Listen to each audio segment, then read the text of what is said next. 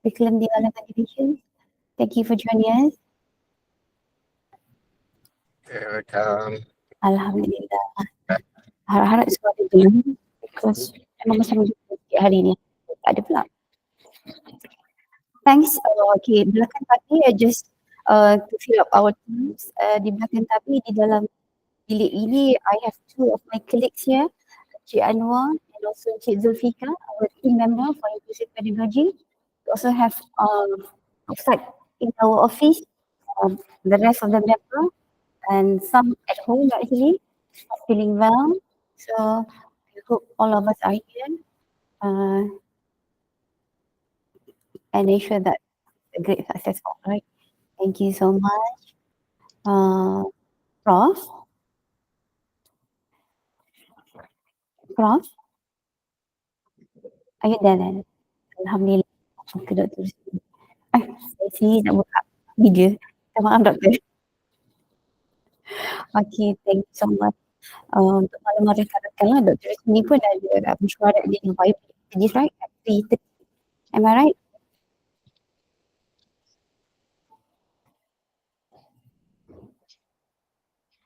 Yeah, sure. Dr. Rosmalali. Yeah. Okay. Yes. Okay, we can hear you. So, should we wait for another 5 more minutes? Cikgu-cikgu kita baru balik sekolah kan? Boleh kita start lewat sikit, around 5 minutes. Now it's 1:59. Okay, Doctor. Okay. Okay, thank you so much.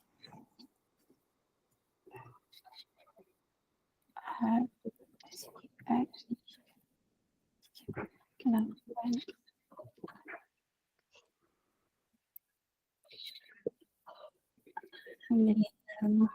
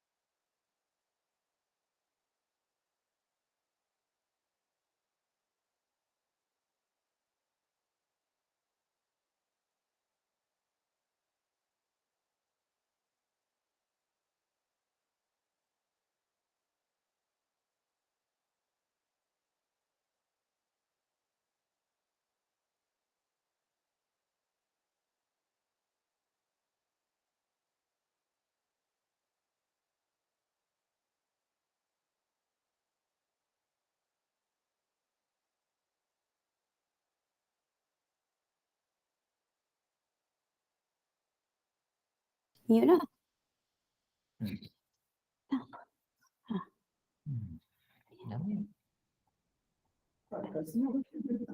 Okay ya. Boleh. Yalah, macam tu. I would need wine.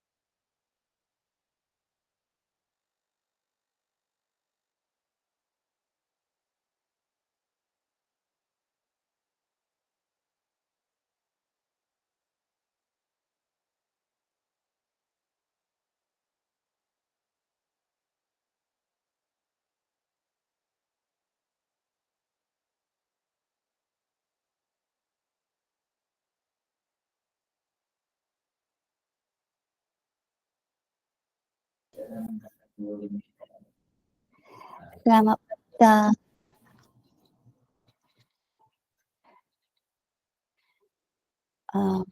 Kita masih menunggu lagi ya. 20 minit lagi should start. Okay, people are coming in. Thank you for joining us. I can see here from my screen persatuan kebajikan. What's that? Persatuan kebajikan something. Welcome to the session. This is not a webinar. It's kind of like a sharing session. So it's a bit, I would say, semi-formal. Can you say that? Because it's not a webinar. Okay. Ada link ke hadapan? Yes, we will actually send the link for your attendance, but not now. At the end of the session, yes, we will. Okay. Sabar ya, cikgu. So, warga-warga KPM, insyaAllah attendance akan cepat nanti dalam aspek KPM. Thank you. Puan Siti Ain. Sound suara tak dengar sangat jelas, sangkut-sangkut. Not very clear. So, thank you. Assalamualaikum warahmatullahi wabarakatuh. Salam sejahtera.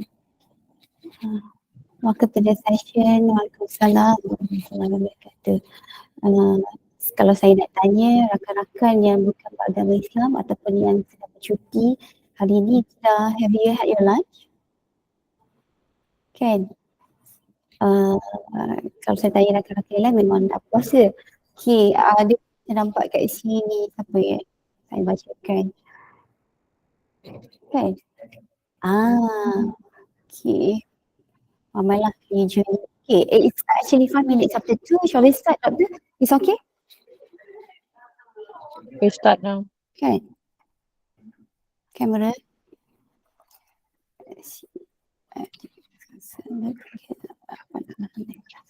Okay, Alhamdulillah. Thank you. So, thumbs up. We'll start, Doktor pengarah kita. Okay, ya? Kita boleh start ya? Thank you so much, Doktor. Alhamdulillah. Okay. Okay, inclusive educators believe in valuing students and student differences and supporting their learning needs to the greatest extent. Assalamualaikum warahmatullahi wabarakatuh. Salam Malaysia Madani, our distinguished speaker, Professor Emeritus Dr. Richard Rose, Director of Curriculum Development Division, Dr. Rusmini Binti Ahmad.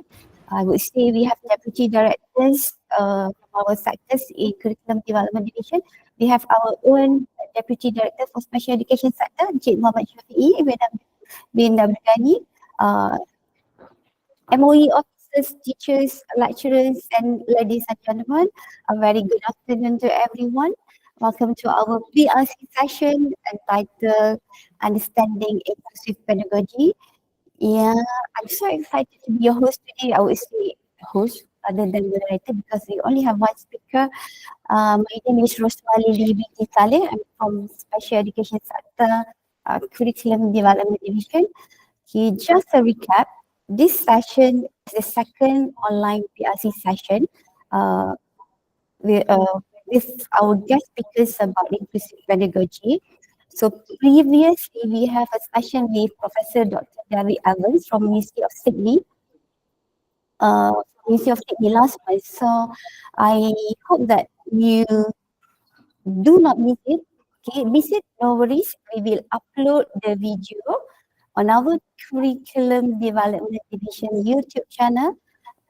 Just search bahagian pembangunan kurikulum KPM YouTube channel. InsyaAllah soon after this session. It's okay, right, Doctor? Okay, we will upload the video soon, insyaAllah.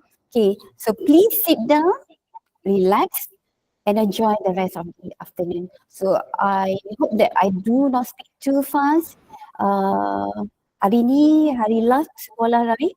So today is our last day at school, sekolah cuti esok kan? So thank you so much for joining us again, Prof and Doctor. I believe the participants come from various backgrounds, various institutions, universities, teachers trainers, teachers training center. So we have pre-service teachers, in-service teachers, NGOs and all. So again, I would like to extend a very warm welcome to all of you. Thank you for taking part in this session, taking off your busy schedule today. So thank you so much again. Let's be blessed with our Lord blessing today. So please be invited Encik Muhammad Sajzuan Bijoni to lead our prayers. Okay. Thank you, Dr. Lily. Encik Syazwan, Thank you, Dr. thank Lily. you so Can you much. hear me? Can you hear me?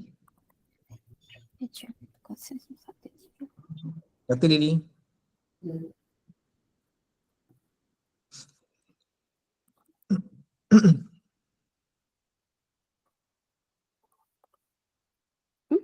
um, Dr. Lily, can you hear me? Okay, Can you hear me? can. Okay, thank you. Okay, thanks. Now we can hear you. Bismillahirrahmanirrahim.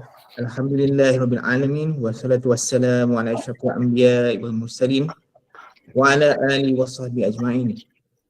In the name of Allah, the most compassionate, the most merciful, all praises for Allah, Lord of all worlds, our sustainer, our guide, ever present, never unaware, infinitely able, your servants in your loving care.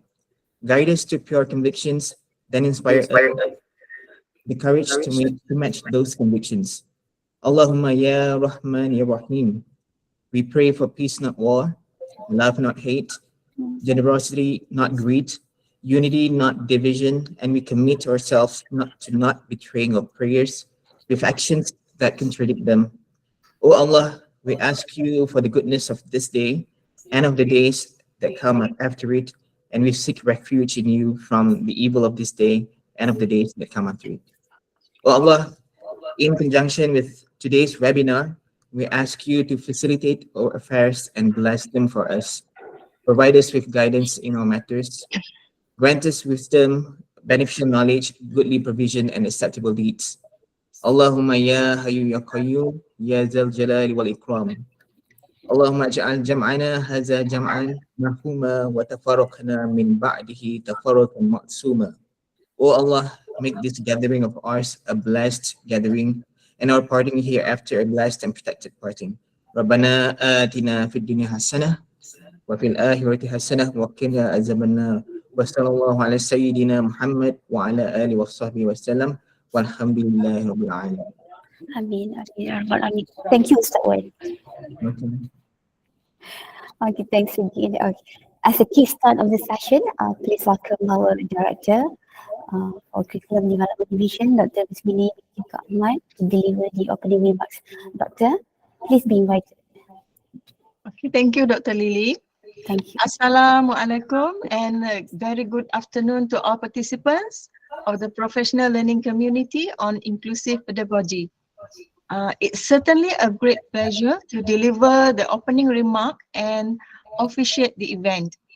First and foremost, we are delighted to announce that this special program is enriching our understanding of inclusive pedagogies. In doing so, today we have a special guest and distinguished speaker on behalf of the Curriculum Development Division. We would like to welcome Professor Emeritus Dr. Richard Rose from the University of Northampton, United Kingdom, to the event. And thank you in advance for your willingness to share your knowledge and experiences about inclusive pedagogy.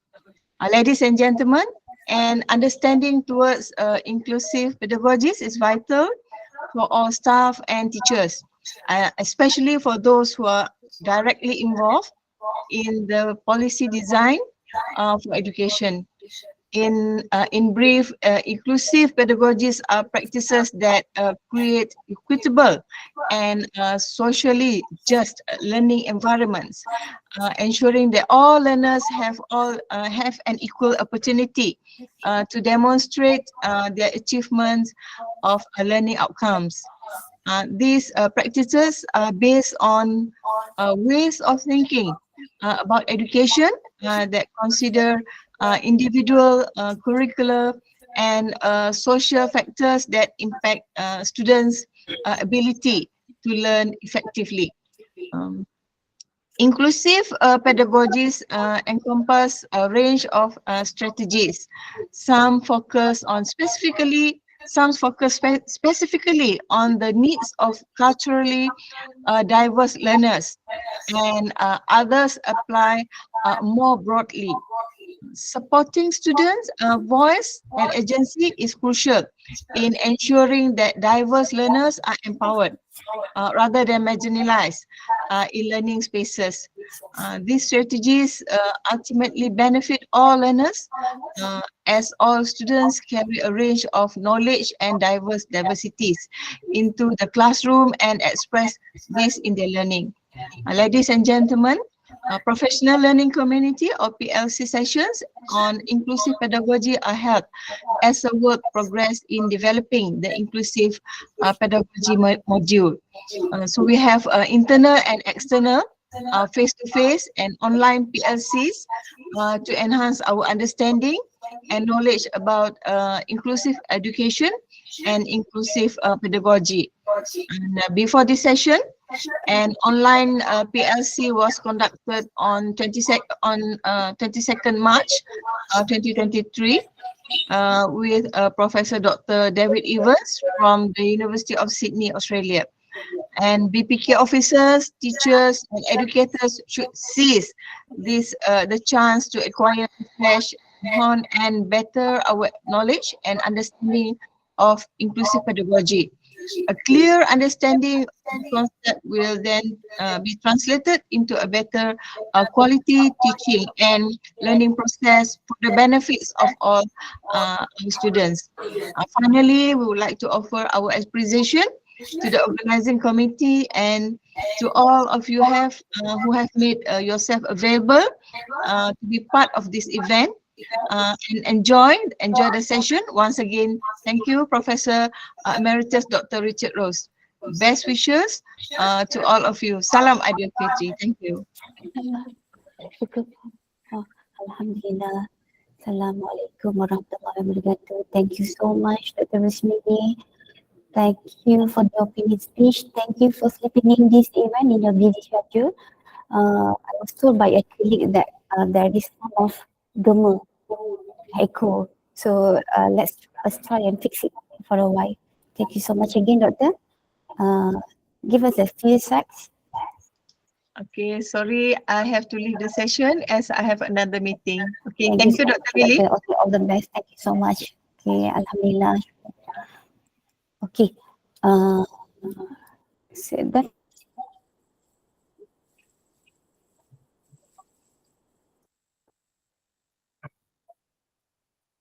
Yeah, but my colleagues here in this bilik mesyuarat, in this meeting room, said that there is no echo, but then me myself can hear echo.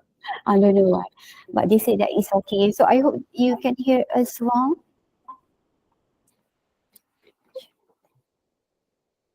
Boleh Boleh dengar? Okay, it's okay. Okay, thank you, Cik Iza. There is an echo from an unmuted participant. Or perhaps I would remind you, please, could you please mute your mic? To all the audience participants out there, could you please mute your mic? Thank you so much for your cooperation. Okay, so with that, ladies and gentlemen, before we begin, I have a few housekeeping notes. Once again, to remind, today's session is recorded to be available for future references. And please do mute your mic. We would actually give you the chances to raise your questions at the end of the session. By saying that, if you have any questions for the speaker, we also actually prepare a link of Google form that will be shared soon in that chat features for those who are quite shy to raise the questions online. Okay, so we prepare for you the Google form. We will hold the questions until the end of the session. Then I will read the questions to our speaker to answer as time permits. We will also share the link for a short survey of these sessions and the SPL KPM registration at the end of the session. So it's now time to introduce our distinguished speaker, ladies and gentlemen. It is our privilege to have with us today Professor Emeritus Dr. Richard Rose. So Richard is an emeritus professor at the University of Northampton, United Kingdom. He has previously held posts as a teacher, school principal, and instructor in 4 English countries, and academic posts at the Universities of Birmingham and Leicester. Richard trained as a teacher in Bristol before completing postgraduate studies at the Universities of Bristol, East Anglia, and Leicester, where he gained his doctorate. Richard was Northern Fellow and visiting professor at the Hong Kong Education University and has sat on a number of UK government advisory committees. He has conducted research in many parts of the world, including India, Cambodia, Bhutan, Estonia, Georgia, and Sierra Leone for organizations such as UNICEF, Sight Service, Access Australia, and the Naftali Foundation. He was the principal investigator of Project Iris, a 4-year longitudinal study into special needs provision in Ireland. Richard's research interests are in the areas of inclusive education and children's rights. Richard has conducted research for research councils, charitable trusts, and government organizations in the UK, China, Estonia, Malta, Ireland, Georgia, India, and our very own country, Malaysia. He is the author of 13 books and more than 100 academic papers related to education and children's rights. So, ladies and gentlemen, inclusive pedagogy is a subject that we are deeply interested as educators. We want to be quality educators and be effective to all students. So, without further ado, please join me in welcoming Professor Emeritus Dr. Richard Rose. Prof, the floor is yours. Thank you very much for the warm welcome. I hope everybody can hear me okay. I can hear you, Prof. It's a pleasure to be here with you today. I have very happy memories of my visit to Malaysia a few years ago, working with the University of Kebangsaan, and hopefully maybe have an opportunity to work with some of you again in the future. So what I'm going to do today is to give a presentation which begins maybe a little theoretically, but then looks very much at the practice of inclusion and the way that we might be able to encourage teachers to become more inclusive in the way that they work with a range of children with diversity. I will, as promised, leave some time at the end so that those of you who have questions can ask me anything you want. If at the end of the session you still have things you want to ask, you can always contact me via email and I will be more than happy to deal with any questions that you have. So I see my presentation is now on the screen, so I think we will start. If you're managing the slides from that end, can we have the next slide, please?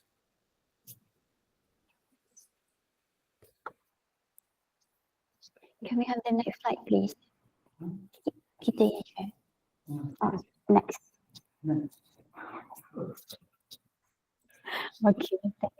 Okay, I want to be clear about what I think I can do in this session, because clearly we're dealing with a complex topic and it's impossible to present much by the way of answers in such a short session. Now, can we please go back one? We've gone on. Back to the previous slide, please. Previous slide, please. Back. Thank you. So I want us to consider some of the terminology that we use. What does it mean to actually be included? And the opposite of inclusion, of course, is exclusion. And we know that there are many reasons why children, young people, and indeed adults in our society are sometimes excluded from the things that many of us take for granted. So I want to look at some of those causes. But particularly for most of the session, I want us to think how we can become more inclusive as teachers. And when I say teachers, that can be working at any level, from working in a nursery to a university. I want to look at some of the approaches that we know have enabled teachers to become much more inclusive than perhaps we were in the past. Okay, next slide, please.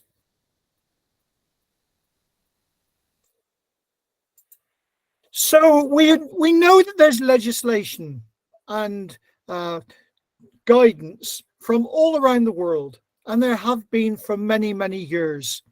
We can go right back to the early 1990s to look at the Salamanca Statement and Framework for Action on Inclusion, for instance. And we know that many countries, now can we please go back one? I'll say when to move on. Back to the previous slide, please.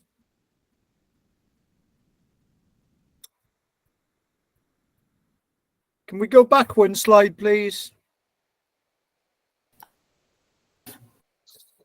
Go back to the previous slide. Yeah, this one. Okay. Yeah, I'll say when to move. Okay.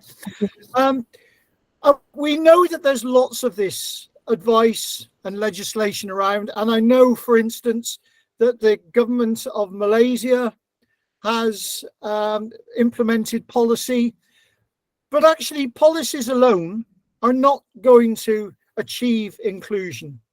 Inclusion is a matter of taking action. Now, these frameworks are helpful because they assert the rights of people who've previously been excluded. They also provide some advice to policymakers and professionals. But if we look, for instance, at the Sustainable Development Goals, we know that none of these goals will be achieved in isolation. Many of us in education have talked about Sustainable Development Goal 4, the right of education, and the right to ensure that everybody has an opportunity to go to school and to learn in a way that is effective and appropriate to their needs. But simply having that in place isn't going to do anything. And one of the things I need to emphasize in this session is that if we look at these goals in isolation, we're going to achieve very little.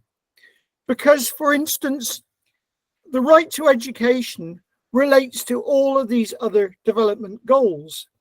For instance, if children are hungry, if they are unable to access the most basic of living facilities, they are not going to be successful at school. We know that poverty has an immense impact upon education. Similarly, if children live with prejudice about, for instance, their own identity, whether that be a religious identity, a national identity, for instance, then they are going to be discriminated and not so easily included in schools. So we need a holistic approach to understand what inclusion is. Okay, next slide, please.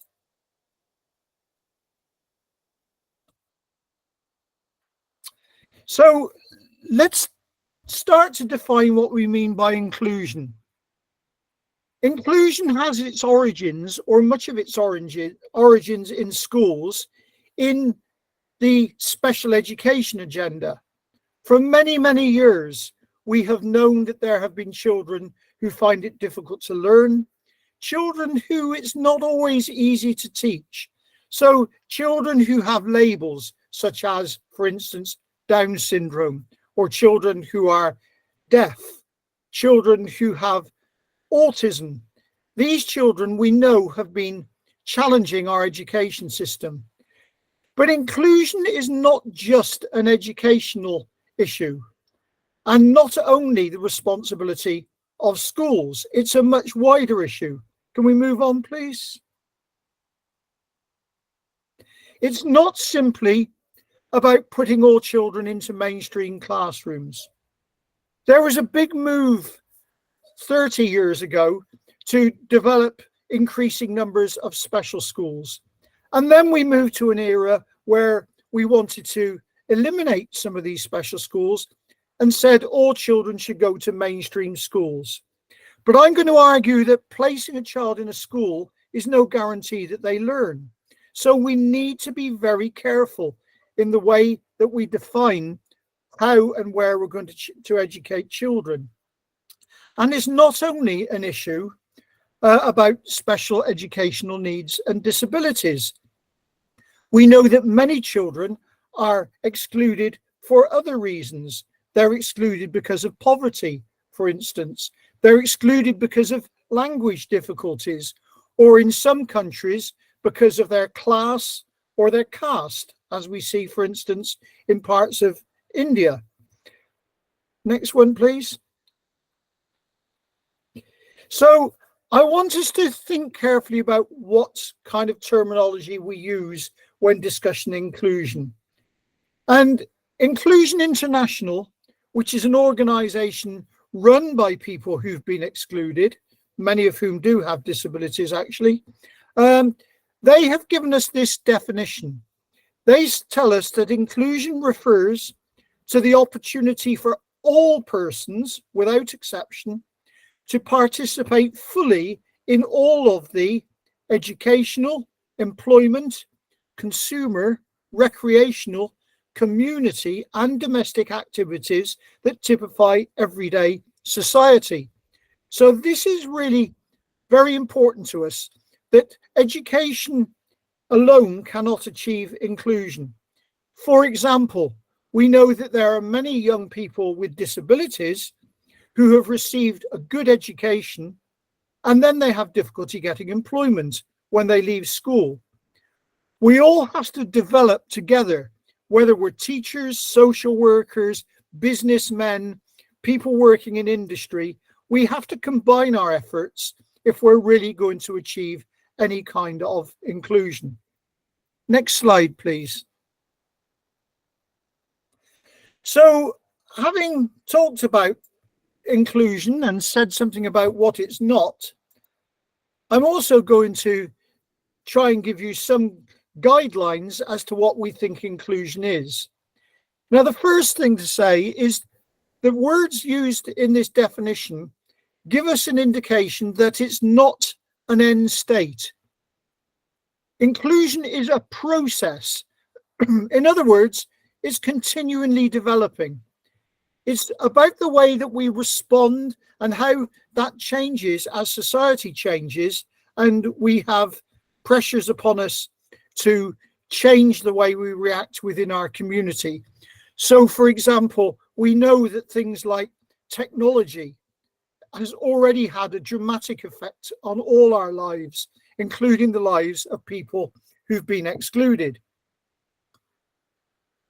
This definition comes from UNESCO, and I think it's quite helpful to us.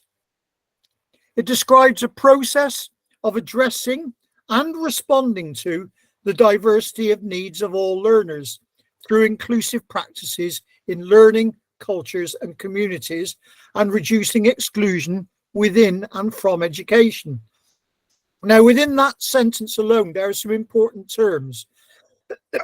We're expected to respond to diversity. We can't expect everybody to change to fit our image of what is the norm.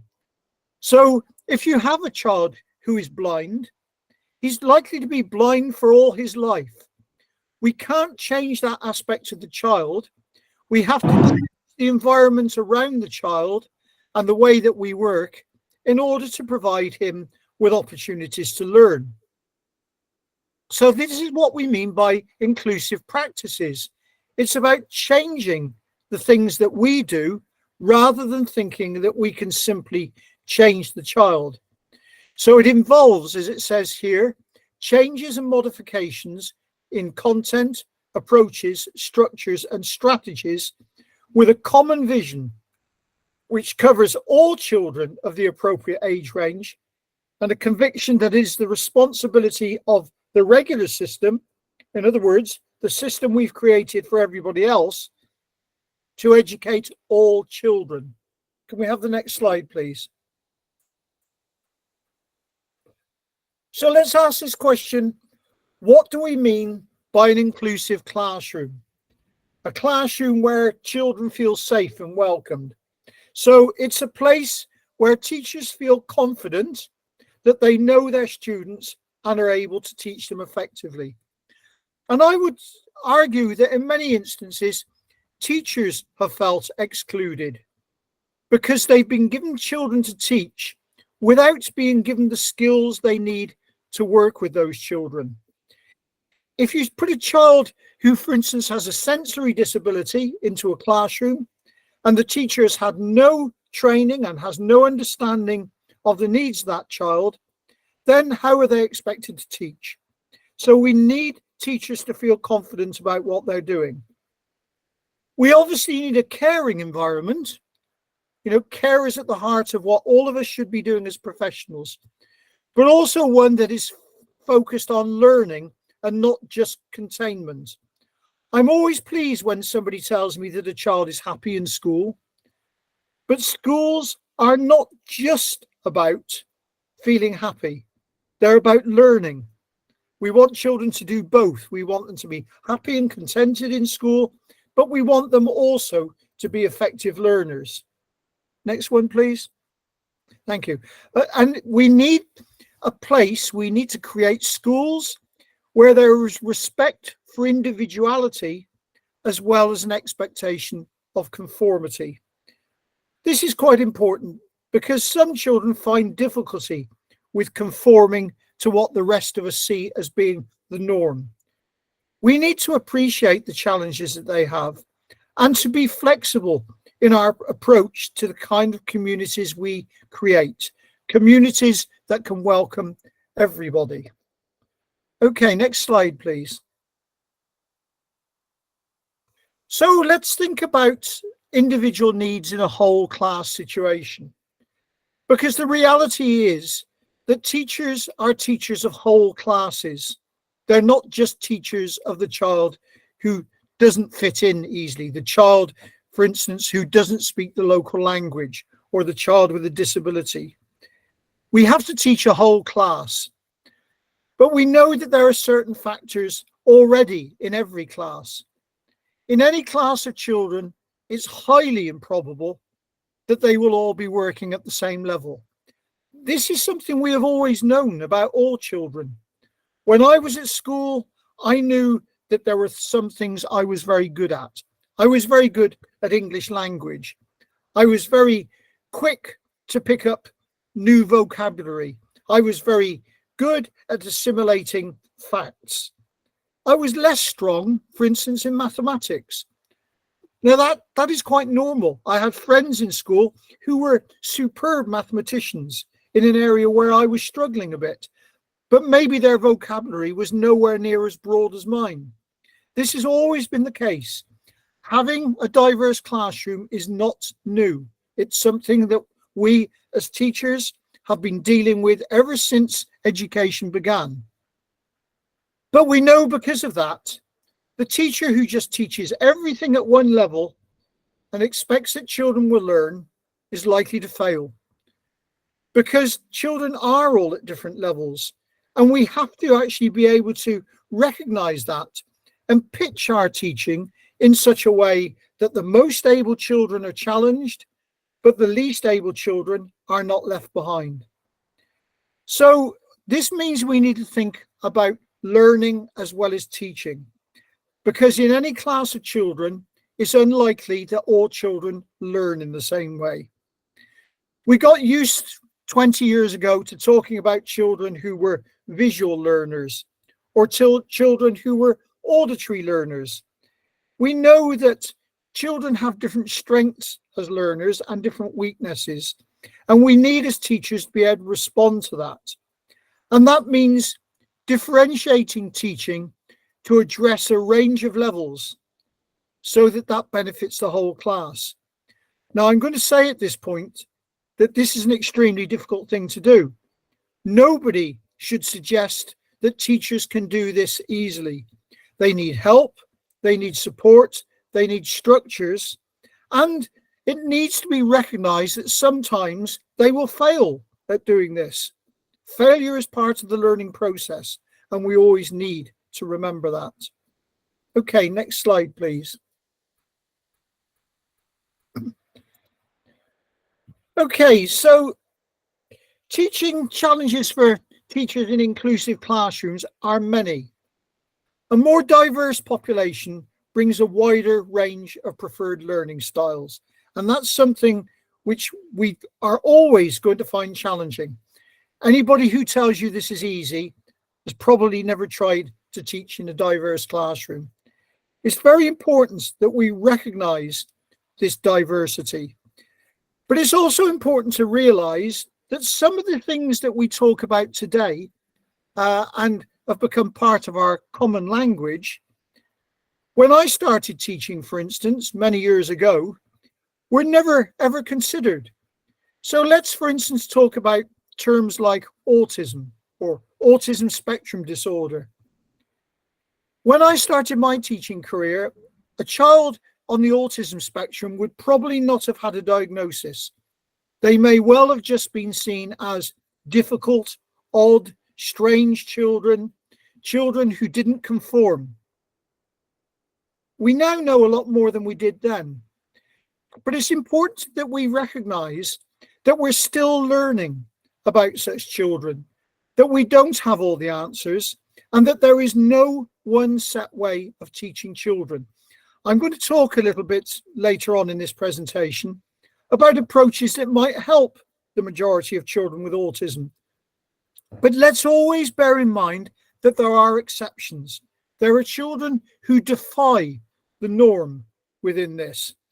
So, for example, you will find if you read textbooks from the 1960s that children with Down syndrome were always seen as happy, as good mimics, as children who were very amenable, very willing to learn, but would never go into actually learn successfully, would always have difficulties with communication and language, would probably never learn to read and write.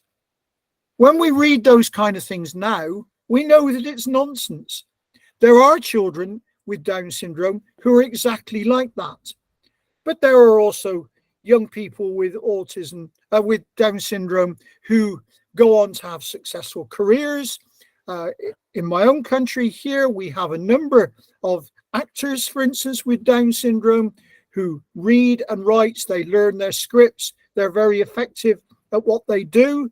At a local factory near here, I know there's a young man with Down syndrome who's been working in that factory for at least 10 years now and is very successful in what he does and manages other people working with him. So we should never stereotype. We must actually avoid the stereotyping.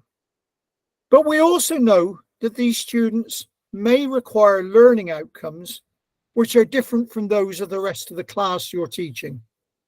They may need to learn at a different pace. They may need to learn different things. They may need to keep repeating learning in certain areas to gain mastery or competence. We know that there's a range of learning styles and outcomes amongst all learners. Everybody who's listening to me now will have learning strengths and possibly things that they found difficult. So we know that the range of learning styles and outcomes means that teachers need to be very flexible and to adapt their approaches to meet the needs of their diverse population. And we know that students who have difficulties adapting to a teacher's preferred style is likely to react negatively. How many times have you seen children who behave badly because they can't respond to what the teacher's trying to do. But poor behavior in class is often a reaction to the way that the teacher is managing the classroom. Not always. I know that there are other causes for behavior difficulties, but actually students who can't adjust to the teacher and teachers who are not prepared to meet the needs of the children are likely to experience challenging behaviors. Next slide, please. So let's think about this jigsaw of learning that we actually have to address. This is something which in my own country we have considered a lot. My country is very diverse in terms of its population, in terms of its ethnicity, its religious construction, in terms of the languages within schools. It's not unusual in a primary school in England maybe to have children who speak 12 or 13 different languages within the school. And of course that brings its own challenges with it. But all of these things fit together. It's like a jigsaw.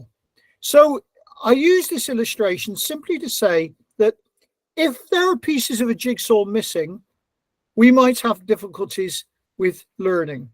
So if we take an obvious one, like physical abilities, if we have a child who's a wheelchair user in our class, maybe a child with, let's say, cerebral palsy, who has difficulty with manipulating small materials, for instance, because of problems with their hands, and we don't address that, the child is going to have difficulties with learning and is likely to fail. So we need teachers who understand physical disabilities. If, for instance,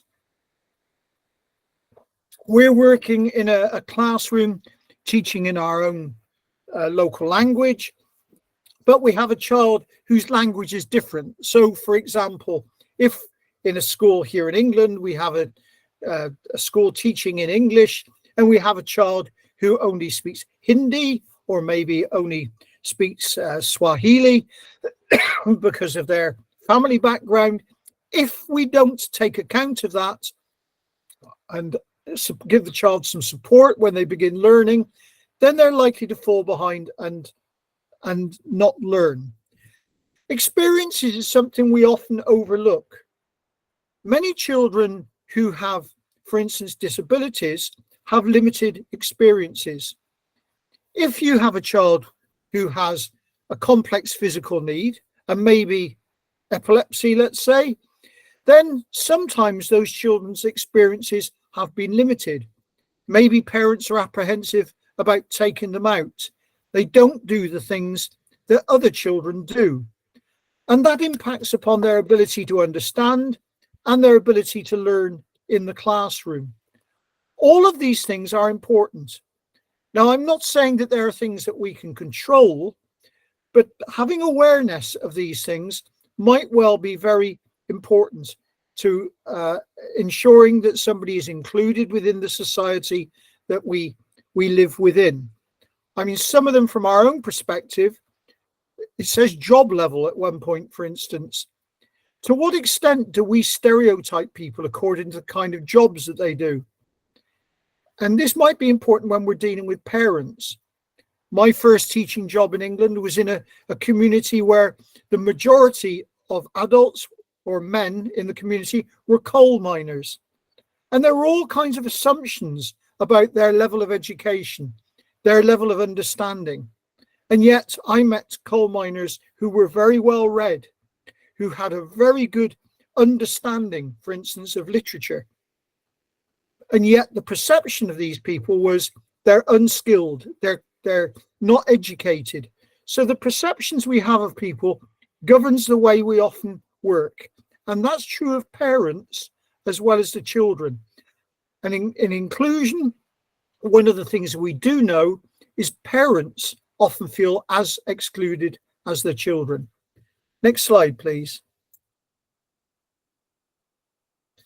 So we're going to come on to looking at some of the practical things that I think teachers can do to increase opportunities for inclusion. So students who've been thought as unable to learn can make progress if they're given the correct teaching approaches. Now, when I say progress, I think we all accept that they're not necessarily going to make progress at the same rate as their peers. We also know that according to their needs and their abilities, they may make uneven progress. They may make progress in some areas and not in others.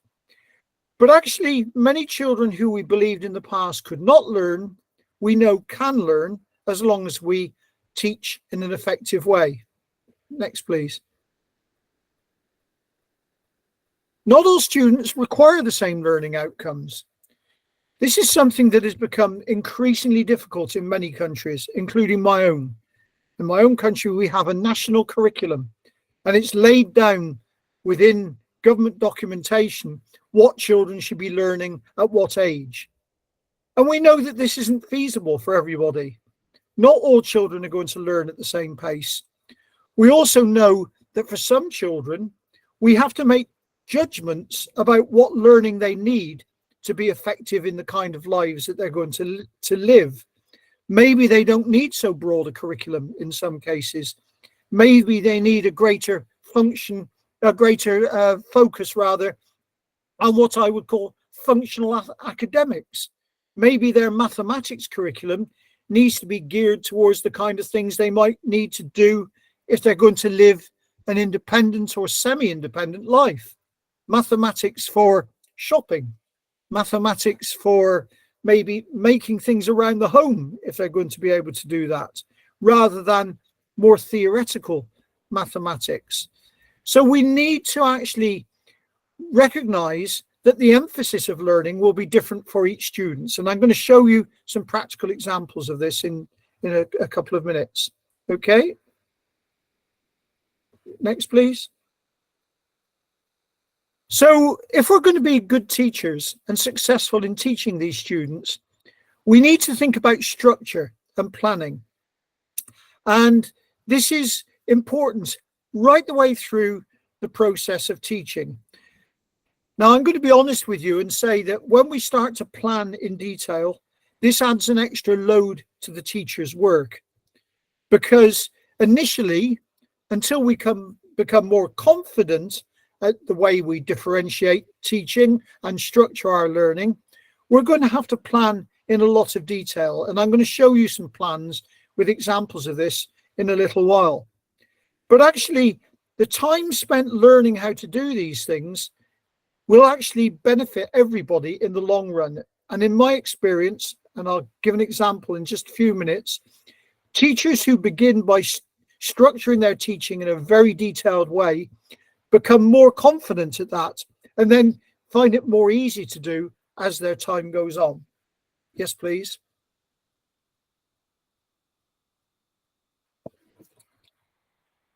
So it's very important that those who are managing our schools, school principals, for instance, recognize the impact that they have on the ability to address issues of inclusion and exclusion. School principals who put too much pressure on their teachers are not likely to gain positive results for children with special educational needs. They need to be supportive.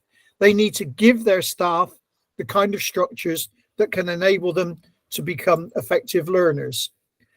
Okay, we've had quite a bit of theory up to now. Now we're going to move into the area of practice. So can we have the next slide, please? So we're going to start thinking about how we can plan lessons for children to ensure that they're included. I'm going to show you some examples. I'm going to start with this one about 2 pupils, for instance. And I'm going to use examples which have come from communities I've worked in where there are major challenges. So, for example, this first example I'm going to give you, which comes from a school I've worked with in India, in South India, in a government school, which is in a very poor community, fairly large class sizes, more than 40 in a class, and where teachers quite rightly say this is a really difficult thing to do. But actually, the teachers who've worked in this school, who've helped to develop what I'm going to show you now, have become more confident and more competent in expressing the way they address a range of needs. So in this example, I'm going to tell you about two specific pupils and then show you how a teacher has worked with these pupils to provide them with opportunities for learning. So these two pupils, then, they're both boys. The first one is called Rahul. Now, Rahul has cerebral palsy, and he's epileptic. At the time that we developed this plan for him, he was 9 years old. His speech is very, very poor. In fact, when I first met him, I couldn't understand hardly anything that he said. He was really struggling to make himself understood to me. The teacher understood him far better because she'd worked with him for quite a long time. He has very limited control over his limbs. He's in a wheelchair most of the time. And if you saw Rahul, a lot of his time, his hands are bent and he has difficulty picking up objects. And he often goes into spasm. He's epileptic, and sometimes he has these petit mal, mini epileptic seizures, which makes him very jerky at times.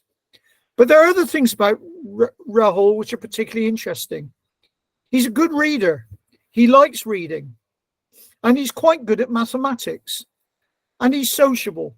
He likes company. He likes to be working with others and quite easily makes friends. Now, I say he quite easily makes friends. There are still children in the class where Rahul is based who are apprehensive about him because he's different from them. And we must never deny this difference. He looks different. He's using a wheelchair.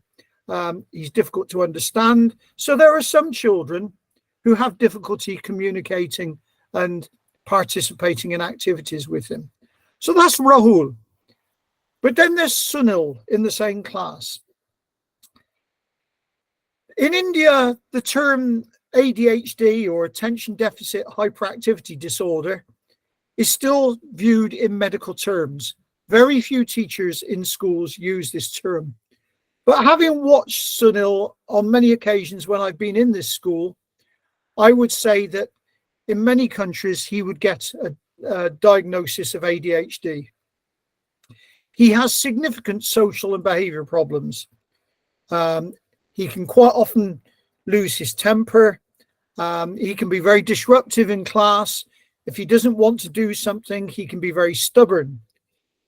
And he struggles with activities like reading. His reading is very, very poor. He's the poorest reader in the class, without a doubt. And he challenges authority all the time. He actually likes his class teacher, but he doesn't always like being told what to do. And there are some adult figures who come into his life who he is very, very difficult with.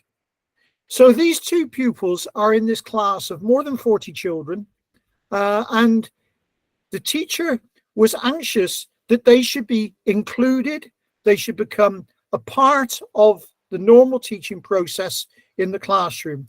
So I'm going to give you an example of a lesson they were involved in and what they actually did.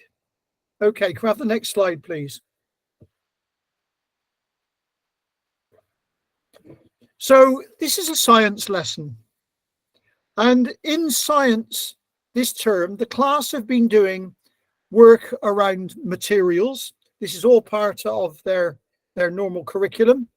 And they've been looking particularly about insulation and the way that insulation can be used to keep things hot or keep things cold, and how materials change with time. So this is a school in quite a poor area. They don't have a lot of sophisticated equipment, and the equipment that they're using for this lesson is available to most people quite easily. So the equipment they've got are some ice cubes prepared in the school refrigerator. They have some simple jam jars. They have a few stopwatches, and they have some worksheets that have been prepared by the teacher. So what do they do in this lesson? Well, the teacher asked the children, the pupils, to place ice cubes in a variety of locations. So they put them in the jam jars and they take them to different places. The children choose where they're going to put them. So some of them, for instance, will put the ice cubes in a jam jar in a dark cupboard. Some will put one in a jam jar in a window. Some will put them in the corner of a room. Some might put them underneath a blanket. They're placing them in lots of different positions. And the teacher's saying to the children, which ones do you think will melt most quickly? And which ones will be slower? So the children are making predictions, a scientific principle. We all need to learn how to make predictions if we're going to be effective in science. But they're also discussing the reasons for their predictions. Why do you think this one will melt more quickly? Why might this one not melt?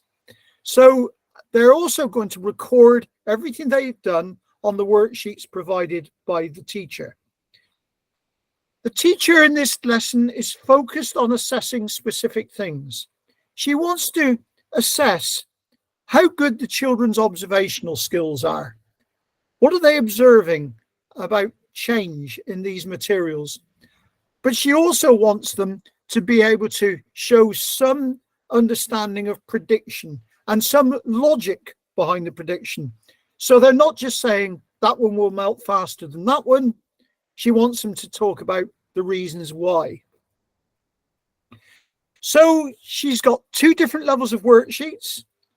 Some pupils are recording the results. They're recording how long it takes an ice cube to melt using stopwatches. So that's a more sophisticated way of recording, if you like. Others are using simple language. Some children are just saying, this one's melting quicker, this one's melting slower. So they don't need the same sophistication of learning. What she wants all the children to learn is that changes in materials depend upon the conditions in which those materials are placed. Materials can change in nature. And in this case, that's changing from a solid, an ice cube, to a liquid, to the water. Now, this is obviously very basic to those of us who are here today. We all know, for instance, that if you put the ice cube in a jam jar in the hot sun in a window, it will melt much more quickly than the one that's in the jam jar in a dark cupboard. So we know that there are all these factors. But of course, children have to learn these things. And when you have children who may have difficulties with learning, that can be challenging. Okay, next slide, please. So what happened with Rahul and Sunil in this lesson? This is how the teacher planned for them to be included in the lesson. And I will also tell you something about what I observed, because I was privileged to sit and watch this lesson that I worked with his teacher on preparing. So this is Rahul. Remember, Rahul is the child with physical disabilities. So the teacher's planned in this way. She said, because of his physical disability, Rahul needs support in managing the physical activities within the lesson. If you remember, I told you he has poor control of his hands. He goes into spasm regularly. Handling things like jam jars and ice cubes or a stopwatch, very, very difficult for him. So the teacher's decided she's going to pair Rahul with another student in the class. So this student is a girl called Jayashri. So Jayashri is going to work alongside Rahul. The teacher's providing Rahul with large jars which he can handle more easily. So you may well have seen the old-fashioned jars that sweets used to come in, which are 4 or 5 times the size of a jam jar. She's given Rahul some of those jars to work with, and Jayashri is helping him with this. So he can get his hand right inside the jar with help from Jayashri. And she's also using a mat called a Dyson mat. Now, I'm not sure if you're familiar with these, but these are like a sticky rubber mat. If you slap it down on a desk and then push something down hard on top of it, it doesn't move quite so much. So he's not so likely to knock the jam jar over. So he's got something to help stabilize the jar. And she's giving Rahul the worksheets on his laptop computer. So Rahul has a computer and he has a separate keyboard with enlarged keys, very large keys, that he can just about manage so that he can record his own results. Now, this next point is very important. When people first meet Rahul, they make a lot of assumptions about him because what they see is his physical disability. They see he's in a wheelchair. They know that he has they know that he has problems with speech and language. And therefore, they make assumptions that he's not very clever. But the teacher is actually saying, I can hear somebody talking in the background. Could people turn their mics off, please? Yes, sorry for my apology. Dear participants, your audiences, could you please mute your mic? 94% saja.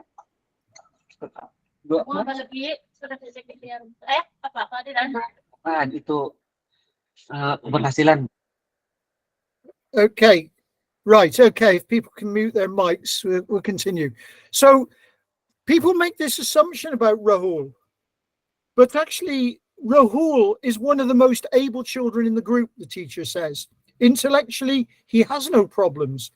And she's saying that he should be able to make predictions and record his results accurately.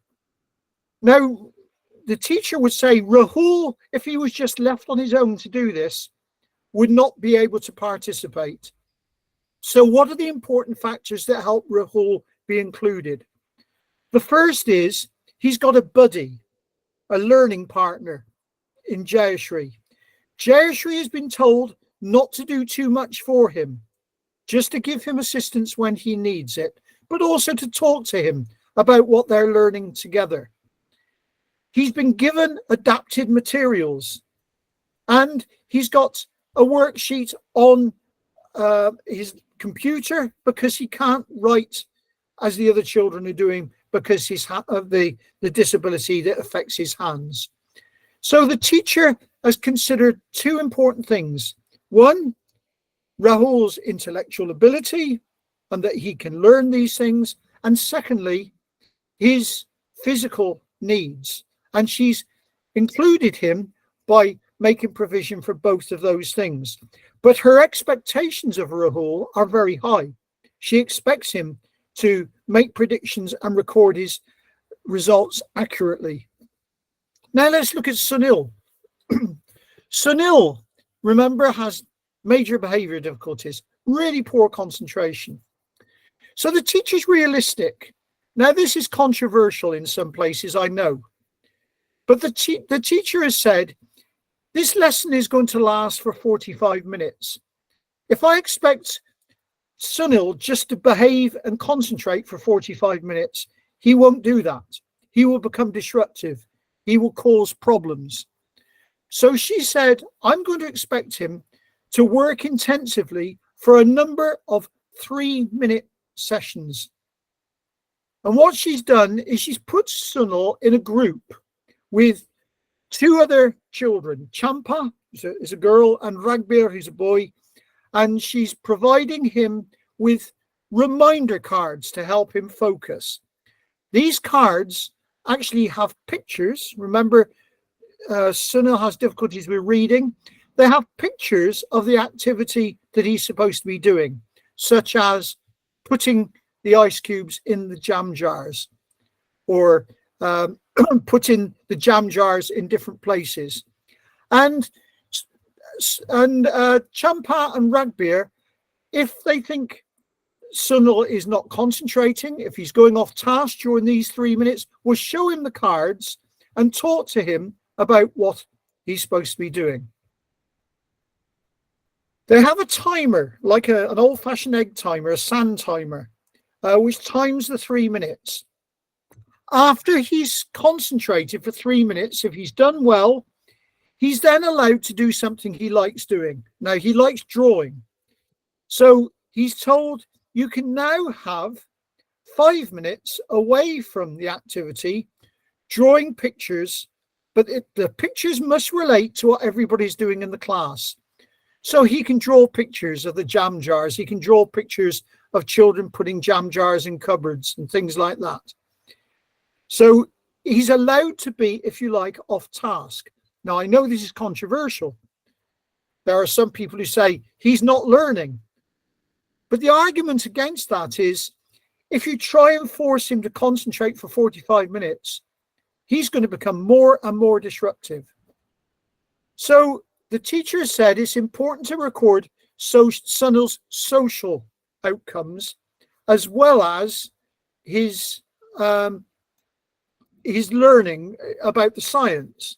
So the teacher isn't saying he mustn't learn about the science, but she is saying he must concentrate on his social development as well. Now, I'll tell you a couple of secrets that Sunil doesn't know.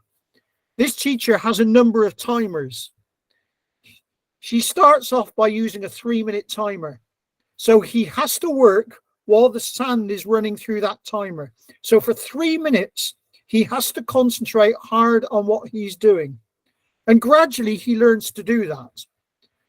What he doesn't notice is that after a few weeks, when he's doing these kind of activities, the teacher has a 4-minute timer. Actually, he did notice at first. He once said to the teacher, the sand seems to be going slowly today. The teacher didn't say that's because there's more sand, it's a bigger timer. She just said, well, you know what the rules are. You have to work till the sand's gone through. Last time I was in this school, which was unfortunately just before COVID, he was using a 6-minute timer. So his concentration times have increased. So rather than teaching for several, learning for several 3-minute sessions, he was then learning for several 6-minute sessions. So the teacher has gradually increased. Now, what I would say about this is some people would say, well, do the children in the class think it's unfair that Sunil off task for these periods? The answer is no. The children know that if Sunil is forced to stay on task for 45 minutes, he will make their lessons difficult. His behavior will become disruptive. They will be less happy. There are other important things here too. In this group situation, Sunil is initially with Champa and Ragbir. In other lessons, he will be with other children, so that he's gradually socializing to other children, and the load of working with Sunil is shared about the class. So this is one example of how a teacher has addressed this need. Can we have the next slide, please? So I'm going to show you now a second approach to lesson planning, which is different from the one that I've just shown you. I've put this photograph in because this is the classroom in which this lesson was planned and took place. So very traditional sort of classroom, as you can see. You can't see the whole class here. This is probably half of the children that were in that class. So I'm going to show you an example this time of a mathematics lesson. And in this lesson, the teacher is very focused on different levels of learning. This is a different way of planning from the previous one. I'm not saying it's better or the other one was better. It's just different.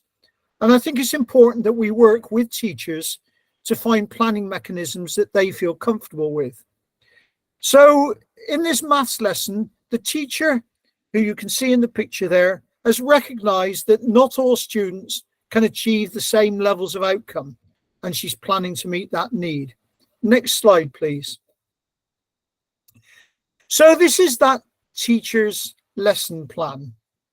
So this is a mathematics lesson, and initially this plan looks quite complicated, but it's not really. I'll talk you through it. So in mathematics, she's teaching these children about money. She's classing these children as infants. Actually, they're older than infants, but these children were out of school. None of these children went to school until a couple of years ago. So many of them, in fact, they don't know the ages of all the children in this class. So she's working as if she's working with infants because of their lack of experience of schooling. The teacher's name is Manju, and what the target for her lesson is that children are going to actually manage money. They're going to handle money, but she knows that they will all have different outcomes. I want to go back to the slide I showed you with the jigsaw pieces, for instance, and say that experience is quite important here. Some of the children in this class had never been given coins, even small denomination coins to use at all. Others had had some experience. Perhaps their parents had sent them to the local shop to buy something. But actually, the range of experience is important in situations like this. Now, I'm going to talk about two particular pupils who she planned for in her class. The first one is a girl called Sania, and the second is a boy called Hamid. And Sania and Hamid have very different individual targets for what she wants them to learn in this lesson. So for Sania, she wants Sania to recognize, name, and identify all the coins that they're using. For Hamid, it's different. She wants Hamid to identify which coins are worth more than the others from a choice of 3 coins. So she gives Hamid 3 coins. She wants him to be able to say, this one is worth 5 rupees, this one is worth 2 rupees, this one is worth 1 rupee. So this 5 rupee coin is the one that's worth more than the others. Okay, so 2 different outcomes because of their abilities. Both of these children were described as having learning difficulties. Both of them look physically quite ordinary, quite normal, but both of them have some difficulties with learning.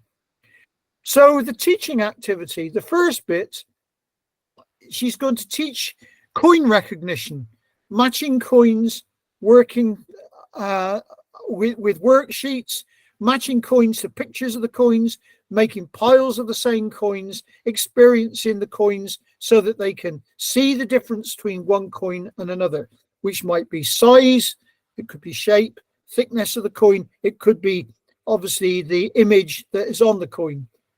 So what she's doing now is she's planning at 3 levels for her class. So she's saying in terms of coin recognition, all the students will have experience of handling the coins. So every child will be handling this money and getting familiar with the coins. She's saying that most students will recognize some of the coins, maybe with a bit of support. So she will be able to say to some children, what is this coin? What's this biggest coin? And some of them will be able to say, well, that coin's a 5 rupee piece. And some students will be able to recognize all of the coins. So she's got a whole lot of coins and the children will be able to recognize all of them. She's doing this through a play activity. So what she's done in the class is she's set up two shops, and children are going to take turns to being the shopkeeper and the others are going to be customers. And so she's put a lot of goods in the shop. So there's bags of rice, there's bits of fruit, etc. And the shopkeeper is going to be selling these goods. So in this role play, the children are going to learn that they have to exchange coins for goods. So she again is using this 3 differentiated approach. All students, most students, some students. So she's saying all students, every student in the class will have experience of exchanging coins for goods. most students will be able to identify the correct money to exchange for goods with some support. So if the shopkeeper says this costs 2 rupees, then most of the students will be able to give over a 2 rupee coin with some support and know they've given the right money. Some students will be able to identify the correct money to exchange for goods with support or independently. So some students will be able to say, this shopkeeper needs 7 rupees, so I've got to give a 5 rupee and a 2 rupee coin.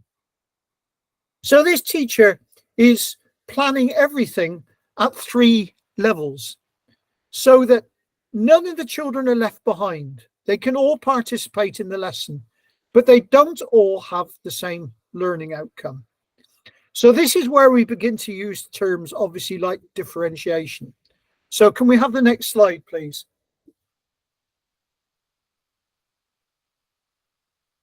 Can we have the next slide, please? Thank you. Okay. I'm going to use something here which was produced a long time ago by Professor Anne Lewis, who was at the University of Birmingham at the time. So she identifies 11 different kinds of differentiation. Now, this came about because some teachers, if you say, I want you to make sure that all the children are involved, differentiation for them might mean just give them a different worksheet. Most teachers are fairly limited in the range of differentiation strategies that they use. So I want to demonstrate how we can be better than that. So these 11 types of differentiation, I'm not going to spend a lot of time on all of them because obviously we have limited time today. But differentiation of content is quite commonly used. Pupils in a group all work towards a single aim, such as reading competence, but there are different levels of reading scheme to get there. Most schools, many years, they have reading schemes, and somebody might be on book 3 while somebody else might be on book 8. We just accept that children learn to read at different levels. So we give them materials and content that is appropriate to their needs. And that isn't just about reading. We can do that in most subjects of the curriculum. Differentiation by interest, I think, is really important. Some good teachers have started to say children have obstacles to learning because they find the learning lacks realistic association with their lives. We need to know what they're interested in. So, for example, in differentiation of interest, the example I've given here, pupils in a maths lesson are all working on producing graphs. It might be bar charts, it might be pie charts, it could be any kind of graphic representation to represent data. But what the teacher knows is that there are some children in school who are really interested in football. So they're going to make a graph showing which players have scored the most goals this season. Other children might have an interest in animals. So they might make a graph to show which are the tallest, which are the shortest, etc. animals. So differentiation by interest, keeping the children enthused about what they're learning. Differentiation of pace, where all pupils work on the same task with the same materials, but the teacher has different expectations of the time required for completion. This is very difficult to manage for many teachers because we tend to work to timetables in class. But, you know, if everybody who's listening to me now was given a task to do, we wouldn't all finish it at the same time. We tend to accept that with adults. With children, we tend to say, right, here's an activity for you to do, and I want you to finish it in 10 minutes. And that's not realistic for everybody. So differentiation of pace can be very important. Next slide, please. So differentiation of access. Materials or methods of working is different for each pupil. Whilst one is writing, another one might be using a computer. So going back to my example, for instance, of Rahul, as I told you there, Rahul, if you'd given him a pencil to fill in the worksheet, he couldn't do it. his hands are such he can't manage the control of a pencil, even on a larger sheet of paper. He struggles with that. So he's got his computer so that he can work on that. I've seen another example, for instance, recently of a child who, when he was asked to explain what happened in a science lesson, he drew a picture because he has difficulties with reading and writing. But he drew a series of little pictures like a cartoon strip, which showed exactly what had happened in the science lesson that he was working in. Differentiation of outcome relates to what I just showed you with the maths lesson. In this, when it says one pupil writes a story, another draws a picture to tell the story, and another records the story on audio tape. If you're trying to assess their understanding of events and create a story, then each one works. In the case of the maths lesson, they all had different outcomes, or Sania had a different outcome from Hamid. That's important. Differentiation of sequence. Pupils enter the curriculum at different curriculum points. This is far more difficult for most schools, where you have to work to set timetables and manage this. But in some cases, children need to enter at different levels according to their understanding. Difference of structure. Some children have their task analyzed. So you have to break down what they're going to do into minute steps, whereas others, you can give them a larger chunk of work. So, for instance, if a child was writing an essay, for one child, you might say, I want you to write a sentence, and the sentence has to have these 3 components in it. For another child, you might say, I want you to write 2 paragraphs, and then I'll have a look at your work. So differentiation in that sense. Next slide, please. Okay, so now we have differentiation of teacher's time. The teacher gives more time to some pupils during specific activities than to others. Again, this can be challenging. I know parents who said it's not fair. The teacher is giving more time to this child than to others. But don't we all do that as teachers naturally? Don't we know that sometimes children need more support with learning than at other times? I'm quite sure when I was at school, there would have been times when a teacher said, Richard needs a bit more support. He's struggling with this, whereas some other children in the class are doing well. So the teacher, quite rightly, gave me a little bit of extra time. Obviously, this needs to be well balanced and it needs to be communicated. Children actually in class are usually very understanding. They know the children that are going to need more time in certain areas. So, for example, I was recently in a classroom where there was a child who had no English language at all. He'd come to the country as a refugee. He had major difficulties with sociability and understanding. And the teacher knew that at the start of every lesson, she would have to sit with him and show him what she expected him to do. Once she'd done that, he started to work more effectively. And actually his language, as happens often with children, his language is developing now fairly quickly. Differentiation of teaching style. Some children may need individual instruction while others work in small groups or pairs. Teachers who just stand at the front of the class and talk all day are very ineffective, generally speaking. Children need to have opportunities to work in small groups, maybe to work in pairs, to do something which demands physical activity, to do something which needs being quiet and listening. Excuse me. Differentiation of level. You know, we don't expect all children to have the same outcomes in mathematics, for instance. And differentiation by grouping. We group some pupils together for specific activities. The use of peer mentoring, the use of a buddy system can be very effective for many children. And actually, many children who work as buddies or mentors, the able child often learns by having to think about the activity in a different way. If you have to teach something, you think about it in a different way from simply receiving that material. So many children benefit from playing the role of a buddy. Can we have the next slide, please?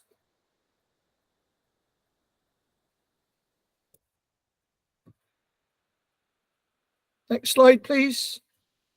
Right, I'm going back to Rahul and Sunil just to give examples here. Can we click once, please?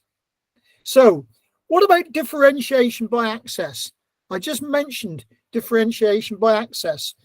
So, we're providing Rahul with access by providing him with large jars, which we will handle more easily. Things like Dyson, the Dyson mats and the large jars provide him with better access. Click again, please. Yeah, we're also providing him with differentiation of access by giving him different worksheets on his laptop so that he can access learning. And again, please. Differentiation by grouping. So we're pairing Rahul with Jayashri. We're thinking about a group of two in this case, that will support him in his learning. So unlike the rest of the class, he's working with Jayashri. Now for Sunil, we also have differentiation by grouping here because he's working with Champa and with Ragbir. So we've differentiated the activity for him. Okay, next one, please. Differentiation of structure. So we've got a different structure for Sunil here because he's being allowed to draw pictures during the lesson, and he's drawing pictures of the activity to make sure that he's still focused on his learning. Next one, please.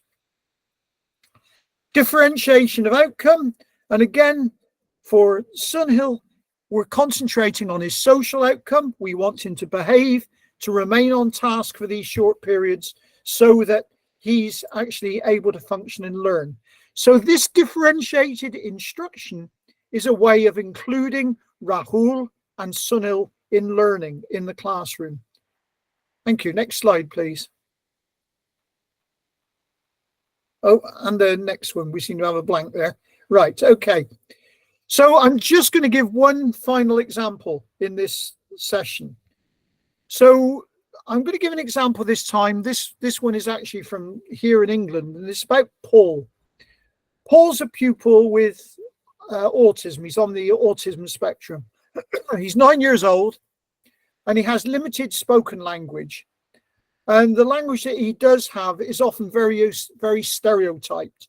He has a lot of repeated expressions that he uses all the time. He's very reluctant to speak to other children in the class. Very rarely speaks with his peers. And he's not sociable. He doesn't like working in groups with other pupils.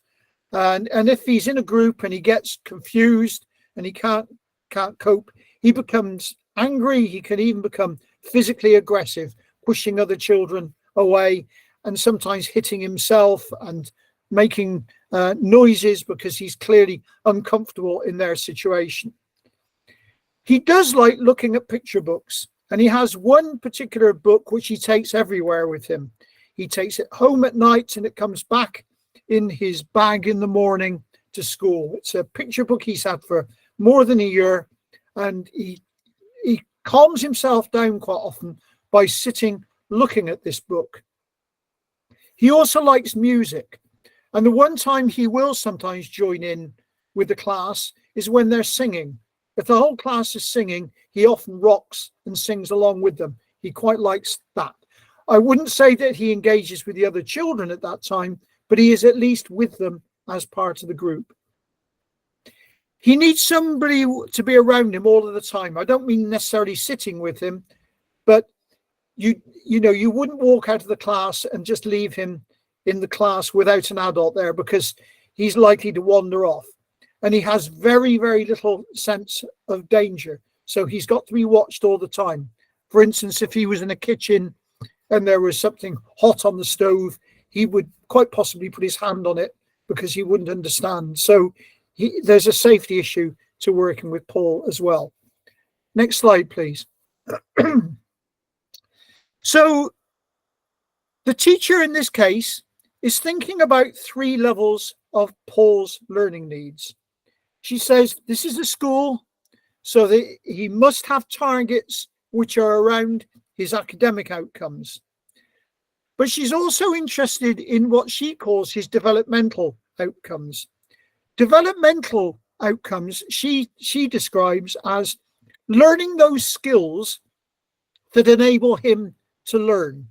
So becoming a more effective listener, for instance, she would say is a developmental skill. And then there's social skills, trying to address this fact that he's not a social being, and she wants him to develop skills of sociability. So for this particular period of the school year, this is what she said she wants Paul to concentrate on learning, and she shared this with other people in the class. She wants him in mathematics to be able to count to 20. He has some ability. He can sort out different shapes and different objects, and he can already count. When she started this, he would regularly count to about 5 or 6, but then he would stop. She wants him to move on to be able to accurately count 20 objects. And also academically, she wants him to be able to identify more closely the features in his picture books. He has a tendency to look at the picture on the page and then move on. He's never really been encouraged to talk in detail about the pictures.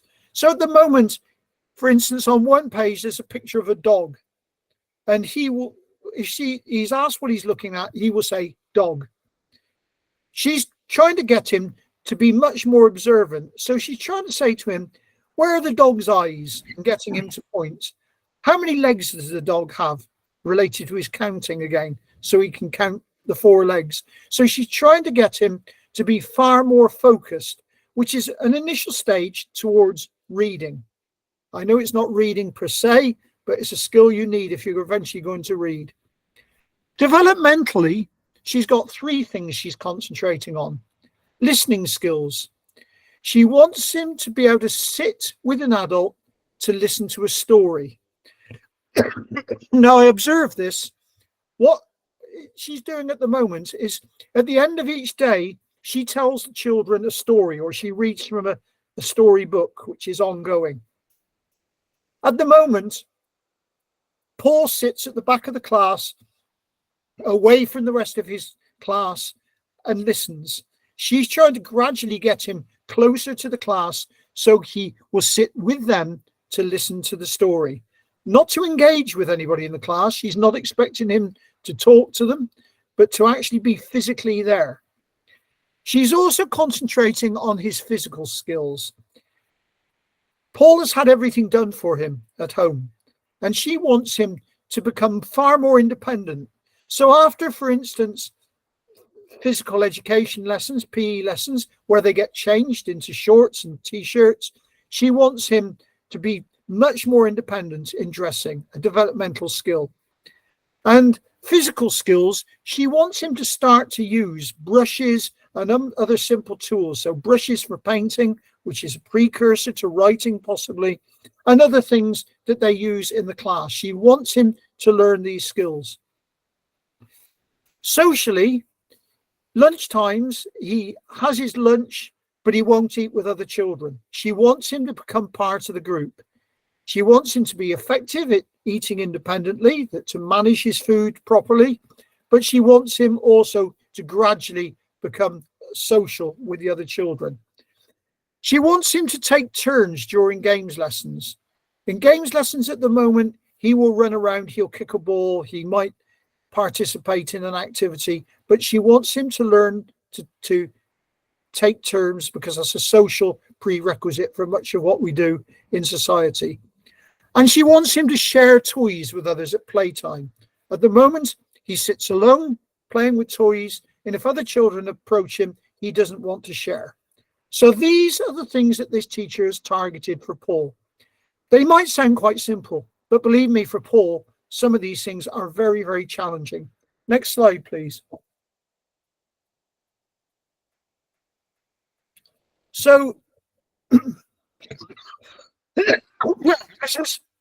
This is how she's going to try and address some of these targets. So she said about his picture book, for instance, that Paul will sit with an adult, so herself or a volunteer in the classroom, to listen to a story or look at his picture book. That's all she wants him to do. Remember, she wants him to listen to a story or to look at his picture book and to be able to pick out, as I said, the eyes on the dog or count the legs on the dog or whatever they're looking at.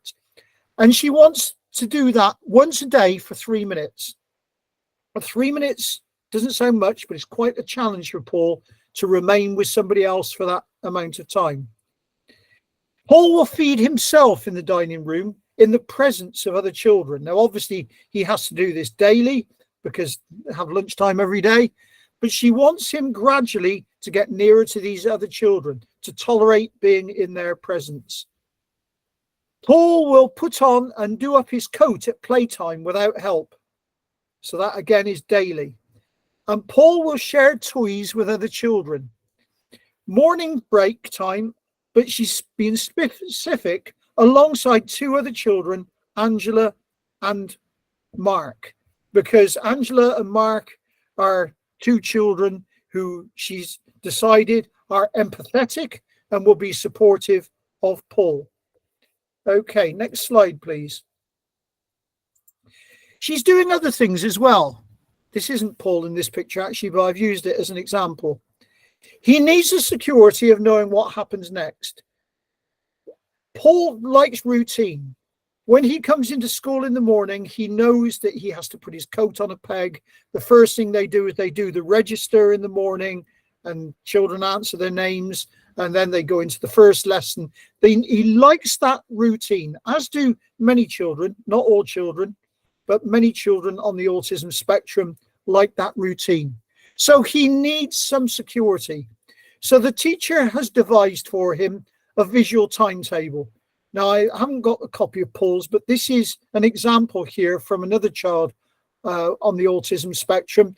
And basically what we have is the days of the week along the top, and then with some Velcro stickers, he sticks on for that day, for Monday, for instance. With the help of the teacher, she talks through, what are we going to do? So we're going to do register. So he sticks a symbol or a picture of doing the register on. What we're going to do after that, we're going to do reading. So he sticks a picture of a book on. As he goes through the day, he takes each label off so he knows what he's done. So we've got a clear timetable for Paul for his day. This doesn't work with all the children. I can tell you that now. It doesn't at all. Interestingly, in Paul's class, when the teacher started doing this with Paul, some of the other children made their own visual timetables because they thought it was a good idea. They didn't need them, but actually it's quite nice because it becomes a normal part of activity for Paul eventually. Can we move to the next slide, please? So this is Paul. Paul also has an individual workstation. Paul has major problems with distraction, concentrating, and Paul has his own distraction-free area. This is simply a corner of the room where there are 3 screens, one in front of him and one at each side. He sits at a table facing a screen that has minimal distraction on it. The teacher can attach to that screen a picture she wants or some words, and Paul is working on his own with a set task with minimal distraction. Now, we don't want him to be doing this for always, obviously, but if actually it's an aid for him to work, he feels comfortable in his own little bubble here working. And she's given him a series of tasks to do. And the last time I saw Paul, he would work in this workstation for periods of about 10 minutes at a time before he came out to join the rest of the class. But when he does work there, he works very, very effectively. He knows it's his space. Sometimes now Paul chooses to take what he's doing in class and sit in his own little workstation. And the teacher allows him to do that because he's more effective at learning when that happens. Next slide, please. So I'm coming to the end now because I want to leave a little bit of time for people who might want to ask me questions, either directly or through the chat box. But I think I want to finish by making a number of what I think are quite important points. If a teacher tells you they know how to do inclusion, I would be quite wary, because there's such a diversity of learners around us. There's no simple answer that works for all children. What I've just shown you in these planning activities have to work for both the teacher and the children involved. So, for example, the workstation I've just shown you for Paul, I know children on the autism spectrum for whom that would not work. So we can't say we have one system that works for everyone. The planning systems I showed you, the teacher who was planning for Sunil and Rahul, for instance, that planning system, I know there are other teachers who've looked at it and said, I don't want to do it like that. I have a different system of doing it. What I've been trying to do here is talk about the principles. So there are other ways of doing this. We can't expect every teacher to work in exactly the same way, and we don't expect all children to learn in the same way. We have to find a system with which everybody feels comfortable. And I'll be honest and say there's a lot of trial and error here. I've worked with teachers who said, I think I've got a system that is going to work. I'm going to differentiate in these ways. I'm planning in these ways. And I see them 6 weeks later and they say it was a disaster. It didn't work at all. But I quite like this expression, which came from Samuel Beckett, who might be known to some of you, who wrote a great play called Waiting for Godot. And Samuel Beckett was once asked about the difficulties he had as a writer. And he said, a long time ago, I decided that I try once and quite often I fail. And then I try again and I fail better. And then I try again and I fail even better. But the important thing is I never give up. We have a responsibility not to give up for our teachers, and we have a responsibility not to give up to the children in our classes. Failure is part of learning. I know as a teacher, I have often failed. I will be quite honest with you. I can recall early in my teaching career having a boy in my class. And at the end of the year, when I sat down and reflected on my year with that boy, I felt I'm not sure that I've succeeded in anything. And if I'm honest about it, I was quite glad he was going to another teacher. That was partly selfish on my part, but also partly thinking maybe this other teacher, maybe she has better ideas. Maybe she has a different way of working and this boy will benefit. But what I would say is I can honestly say that I never, ever gave up trying with that boy. I tried all kinds of things. And yes, I failed. But I'd rather fail than not try. And I know because you've switched into this session today, I know that you have a commitment to make things work as well. So I wish you every success to become ever more inclusive teachers. Next slide, please. Thank you very much for listening, and I'd be delighted to address any questions that you feel you want to ask, either through the chat box or personally. And if I don't answer your questions, do feel free to get in touch after the session. Thank you all very much. Thank you so much, Prof. Thank you. Thank you for your insightful presentation. I would actually try to read some of the questions that we received from our Google Forms. After that, we can actually open the floor for the audience. If you want to raise your questions, please raise your hands, okay? Okay, let me read the question from the Google Form first.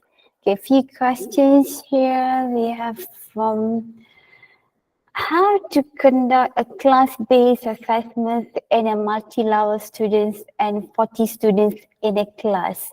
A question from a teacher of SMK Raja Mahadi. Yes. Okay, I think one of the important things about assessment, if I think back to one of the slides I showed earlier, I've got them beside me, so I'll just have a remind myself and have a look. Yeah, if we think, for instance, about the science lesson with the ice cubes, as I said in that lesson, we've got a class of children here, and the teacher knows basically that she wants to assess their understanding that there is change in materials, in this case from solid to liquid, where the ice cubes melt.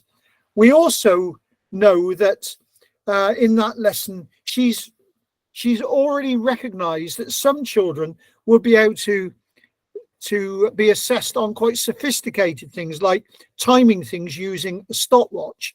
But for some children, that's not possible.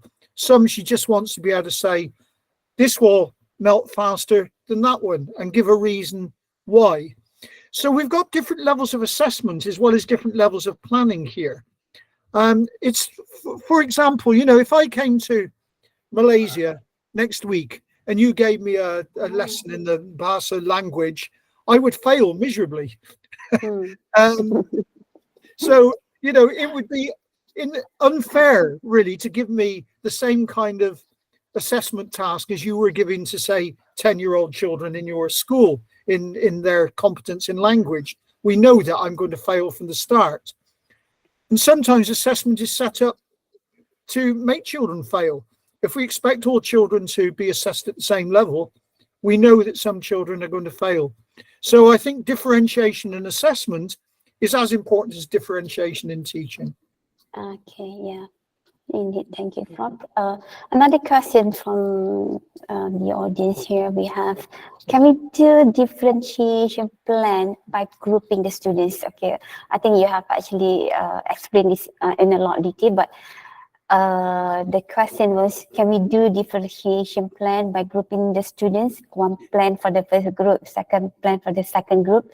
The students are sorted based on their ability. Yes, I think so. I mean, with ability grouping sometimes. I think, for instance, if you have a number of children who are very able, then maybe they need to be grouped together, challenge each other and to stretch their learning. What I do worry about is some teachers don't ever move beyond ability grouping. Yeah. Everything is grouped by ability, whereas sometimes I think mixed ability grouping works better. It works better for a number of reasons. One is that if I'm a child and I'm always in the bottom group, you know, the least able group, then that's not good for my self-esteem. You know, I know that the teacher is more or less saying to me, you're not as good as the others. So we need to raise their self-esteem. But the second thing is, if you're a really able pupil and you have to work with a child who's struggling, it makes you think about learning in a different way. Maybe you have to, as a student, become a bit of a teacher to support that child. Now, we all know as teachers, if we have to teach something, we have to think quite carefully about its structure and how we communicate things.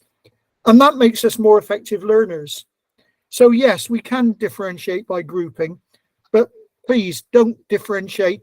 You're not differentiating actually if you simply use ability groups all the time. But there are times when ability groups are appropriate. I accept that. Thank you, Prof.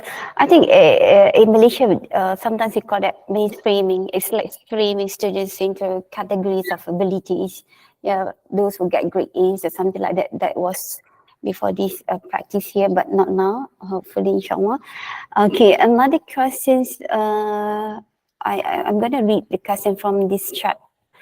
As for deaf students, how can language be an inclusive agenda? Language, right? Okay. I mean, language.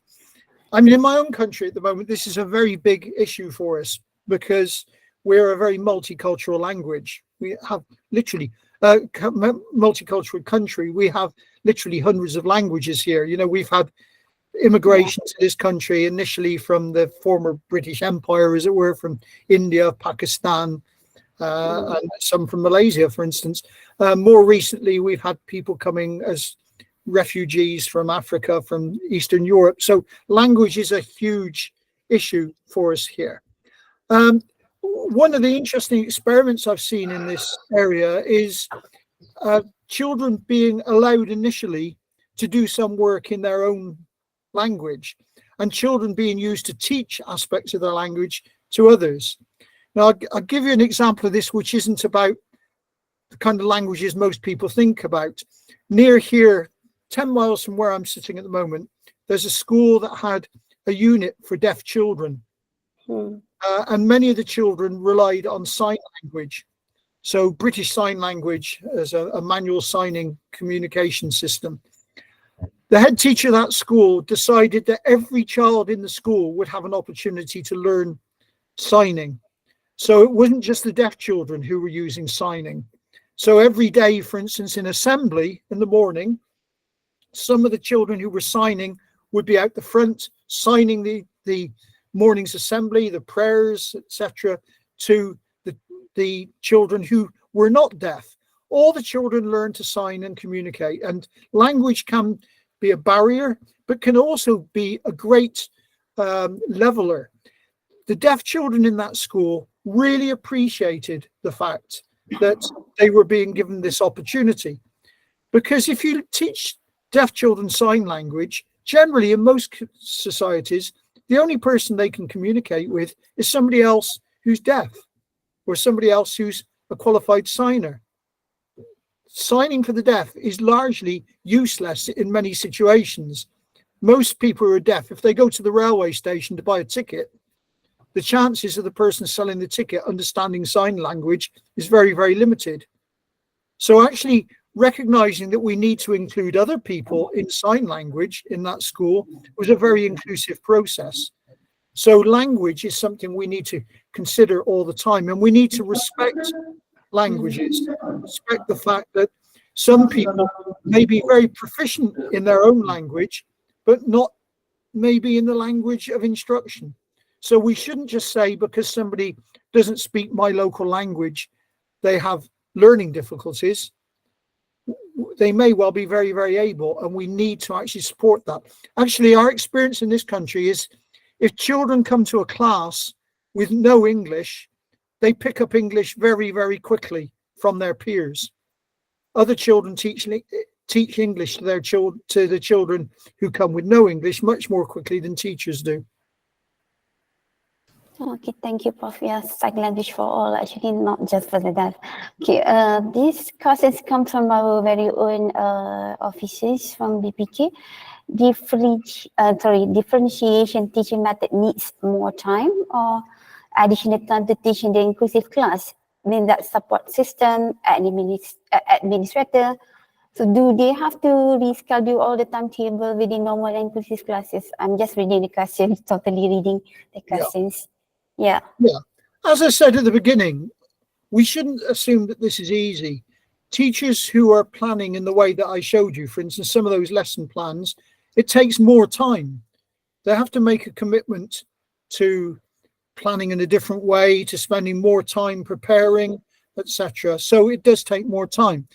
What I have found is quite interesting. The schools that I've worked in India, for instance, which tend to be government schools, so they tend to have large class sizes and very poor resources. They're not like the private schools there. Teachers at first find it very, very difficult to do this. But many of them say the important thing they learn is the principles. So they plan intensively. I mean, for instance, the plan I showed you, which included Rahul and Sunil, I think there were 4 or maybe 5 teachers in that school who were using that planning system. And they used it very intensively for about 6 months. And after 6 months, they said, we now have the principles. We now know what we're expected to do, and we don't need to plan in quite so much detail, because some of the things we were planning have now become a normal part of what we do. It's become part of our normal practice. And therefore, they're not spending so much time on doing those plans. But I think the initial stage of learning how to do that is something that we need to support teachers with. I think doing that kind of intensive work initially is quite important. And, you know, lessening that off as they become more competent is the way to go forward. Yeah, thank you, Prof. I'm gonna read more questions. Okay, I think we have more time, right? Because I start at around 5 minutes late. Perhaps these questions.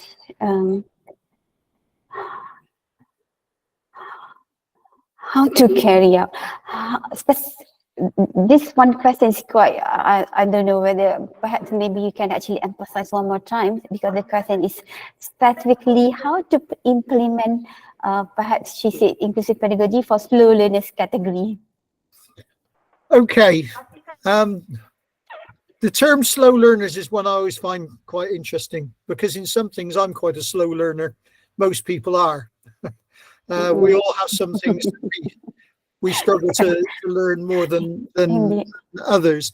I think actually, the approaches that I've shown you today, the differentiation strategies, for instance, they're effective with all children, whether they're slow learners, whether they have major learning difficulties, whether they have behavior problems, etc. They can all be used.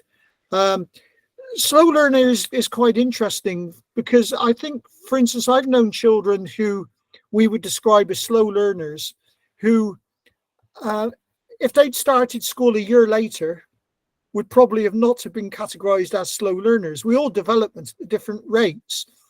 I always find it interesting that as parents, we know that not all children learn to talk at the same age. They don't all learn to walk at the same age. Some children crawl earlier than others. Some learn basic skills like how to feed themselves before others do. But when we get to school, we expect everybody to work at the same pace. Human beings aren't like that. We don't all do things at the same pace. And I think sometimes what we call slow learners is perhaps a misnomer. It's a poor term, in so much as today's slow learner may well have caught up with everybody next year when they've had more experience and more practice at doing things. Thank you, Prof. I'm going to take a moment to remind the audience for to fill up the short survey to get your certificates. And the SPL KPN link is actually for those with the MOEs, right, under MOEs. Thank you so much. So I have a question from a lecturer, actually, from Universiti Kebangsaan Malaysia. She asked me to ask this question because she couldn't join the session. Okay, the question is, how does the inclusive pedagogy could benefit the gifted children, especially those with twice exceptional, the two ends? Because with the curve, bell curve, we have this low end, and then at the end of that with the genius one. So these students, gifted children with the twice exceptional, sometimes are gifted, plus they also have the learning difficulties due to perhaps autism, ADHD, dyslexia. So how can we actually benefit these students? Yeah, I think the same principles apply to all these students. We need to differentiate. We need to obviously challenge the most able students as well as those who have major difficulties with learning. Actually, sometimes those who are the most able have difficulties with learning because of the lack of challenge there is. And certainly I've known young people with behavior difficulties who behave badly because they're bored, because they're not being adequately stretched by the teachers. So I think the same principles are applied to all children. I mean, you mentioned the bell curve that, you might well have children who are kind of 2 standard deviations above the norm one side, and children who are 2 standard deviations below the norm in the same classroom. But the same principles apply. We need to differentiate, give them the right kind of challenge at their level. Obviously within this short period, I've been able to give a few examples of that. We need to look at more examples of that, and perhaps at some point I can come back and address some of those issues in more detail. I apologize for the fact that I have to go through all these things fairly quickly. Yeah, thank you so much, Prof. You have actually shared so much with us. I can see that we have a raised hand from PDKSG. Would you like to ask your question? from PDKSD? Do you have any questions? Because if not, Yes, Dr. Rose, kejap. yeah, I please. would like to have Oh, the copy of the presentation by Prof. Maybe that will be a good continuation for our PDK to upgrade our PNP, pengajaran dan pembelajaran. Maybe Prof can share. This is very good information for us to make sure that our children with Down syndrome can also be upgraded into education, in advanced education. Thank you. Thank you. Yeah, okay, I'm not so sure who's speaking just now. Okay, you can actually contact us and then we will share the slides. I think Prof would be okay with that. Yeah, And absolutely. Please do. Yeah, I'm thank you. welcome to have all the slides. It's not a problem. And as we have mentioned earlier, we will actually share this record of the video on our YouTube BPK channel. Yeah, BPK YouTube channel, correct? Yeah, we'll do that soon. Okay. Do we have any more questions? Round 1, 2, 3, because it's already 3 minutes after 4. If we have 2-hour sessions, we will actually stop at 4 or 5. So do we have any more questions? Anyone? No? Thank you, Prof. There's lots of messages, gratitude, appreciation messages. Okay, before I close our session, because I don't think we have questions anymore, perhaps we will do a photography session. Okay, please do turn on your camera, everybody. Persatuan Kebajikan, something, I don't know, because your pictures actually pop up on my screen. The first one. Thank you. PPD Padawan, can I have Prof email? Yes, we can. You can actually contact me after this. Okay, I will share with you the Prof emails. Okay, more. So we would actually take a few snaps, a few screens. Okay, ada lagi yang tak buka kamera tu, PDK SD, please. Panofia. Okay. Buka kamera kan. Okay, turn on your camera, please. We have so many people from so many backgrounds. Okay, Prosma. I hope you're okay. You seems you need to drink more water, Prof. Okay, please, my colleagues, could you please? Yang lain-lain pun boleh snap tau. 1, 2, 3. Please snap lagi. 1, 2, 3. Maybe kita kena change the screen. Nanti orang sama change layout. Kan? Tak. I have my 2 experts over here, Encik Anwar and Encik Zul. Help me behind the tabir ni. Okay, 1, 2, 3, another one. Okay, is that okay? Thank you so much, Encik Anwar and Encik Zul. Okay, I think that's all for today, ladies and gentlemen. Thank you for attending this session. We hope that you found it informative and useful. Let's digest, adopt, and adapt the knowledge and improve ourselves to be more inclusive in providing and supporting all students. So our PLC session is coming to an end. We would like to thank everyone for joining us. Thank you for making this event a great success. Our heartfelt thanks to our director and all for joining us. Thank you to the committee who have worked for this program to be a success. And of course, this one is actually our heartfelt deepened appreciation to our distinguished speaker. Personally, it is a blessing to have you today sharing your knowledge and experiences. Thank you once again for your valuable contribution, Prof. You did actually responded to my email earlier, and then even though you are quite busy with your schedule, went to India and so on, and then we managed to slip in this slot on the 18th of April. Thank you so much. I think that's all I can say. Perhaps let's finish with our tasbih kifarah and surah al-as. Yeah. Thank you very much. Thank you so much. Wabillahi taufiq wal hidayah. Wassalamualaikum warahmatullahi wabarakatuh. Good afternoon and God bless everyone. Selamat Hari Raya Aidilfitri to all Muslims. Safe journey balik kampung nanti. Take care everyone. Bye-bye. Thank you once again, Prof. Perhaps Prof dah keluar? Dah keluar Prof. Cepat ni. Okay, thank you once again everyone. Selamat Hari Raya tau. Don't forget. Thank you very much. Selamat Raya to all. Selamat Hari Raya, thank you. Kan nanti jangan lupa isi link SPLKPM, link feedback tu dapat sijil apa dia? Sijil digital. E-cert. Sijil digital. Ingat. Thank you Dr. Halim. Nampak orang BPK ada tadi. Dr. Halim ada lagi kan? Tahniah. Ya, tahniah. Alhamdulillah, thank you. Tapi I don't know why we actually receive a few messages kata tak dapat masuk. Kan orang IAB lah, orang UPSI tadi, orang IPG pun kata tak dapat masuk. So I'm not so sure why.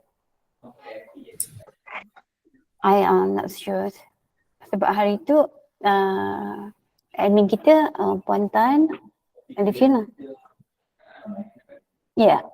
So hopefully tadi tak dapat masuk tengok stream. Okay, Alhamdulillah.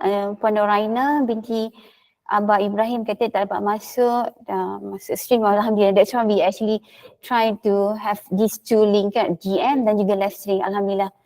So hopefully semuanya bermanfaat lah. Selamat Hari Raya, selamat Hari Raya. Mohon share link YouTube untuk ulangan sebab tak sempat nanti insyaAllah. Kita tadi sebut link YouTube kita. Buka dekat YouTube tu, tarik je bahagian pembangunan kurikulum KPM. Dia akan keluar. Nanti kita akan uploadkan sebab kami tak livekan stream dia ke YouTube. So kami akan uploadkan video nanti. Nanti akan ada dalam rakan saya punya drive. Nanti akan kita share. Nanti puan-puan, tuan-tuan boleh tarik bahagian pembangunan kurikulum KPM.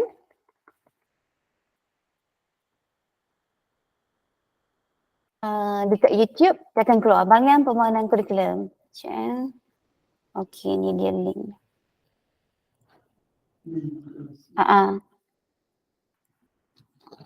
Okay. Itu link YouTube channel tapi memang belum ada lagi video kita akan uploadkan bersama-sama dengan rekod Profesor Dr. David Evans nanti.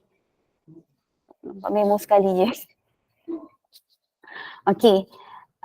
Pautan borang maklum balas, thank you. Dia boleh isi pautan borang maklum balas feedback form yang dikongsikan oleh Puan Hasliza tadi semula untuk dapatkan sijil digital. Puan Nur Hijriati binti Ismail kata selamat Hari Raya, selamat Hari Raya. Kami biarnya rakan-rakan keluar dulu. Ada yang tak dapat link ke apa benda ke, kita biarkan. Encik Rafi duduk senyum dia tu. Esok cuti raya ke? Encik Rafi? Ada. Gambar tu dah jadi patung dah. Perhati je. Oh, perhati. Kalau tengok tadi, I don't know kawan-kawan yang ada ni kan, bila kita cakap pasal inclusive education memang kita perasan kita memang akan terfikir yang low end je. Yang MBPK dengan yang kita sebut dengan koefisien rendah kan. Kita kadang-kadang dah terlupa yang memang yang high end tu tadi, yang di hujung sana tu. Itu sebenarnya memang keperluan yang berbeza juga. That's why I asked that question tu. Itu yang kita bincangkan sebenarnya daripada Profesor Nadia Dr. Rulina UKM. Penuh potong barang maklum balas penuh. Apa yang penuh? Macam mana nak isi link? Link yang mana satu tu sebenarnya? Link SPL KPM ke? Kita buat cikgu-cikgu bawa MOE memang type nombor IC je. Lepas tu direct. So which link actually?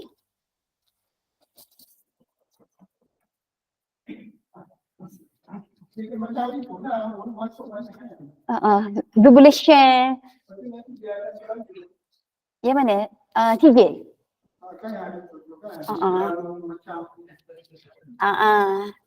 Dia tunggu hari. SPL KPM penuh?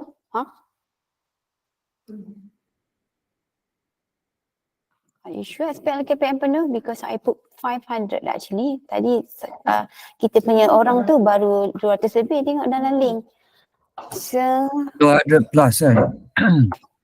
200 plus. Ya, 200 plus. Jadi maksimum hari tu lagi ramai sebenarnya. But then SPL KPM ni memang we have set lebih actually. Kalau lebih 500 tu maksudnya ramai yang sharing atau? Tak. Belum lagi sebenarnya. Boleh lagi. Masih menepati kapasiti. Sebab hari tu memang kita hanya boleh diguna untuk kurang dari 300 peserta. Sebab nampak yang berisi kat sini ni 200 lebih. Hi. Hi, thank you so much. It was very difficult for me to come into the group just now, so I had to watch the live stream. Okay, now you are able to join the group. Be able to Nanti pembawa ni. Nanti. Okay. Okay. We find the session very informative and useful. Yes, it was very informative and it was very interesting. Anyways, Thank you so very much. Yeah, Prof actually trying to explain and then using all those RPH, a very detailed explanation actually.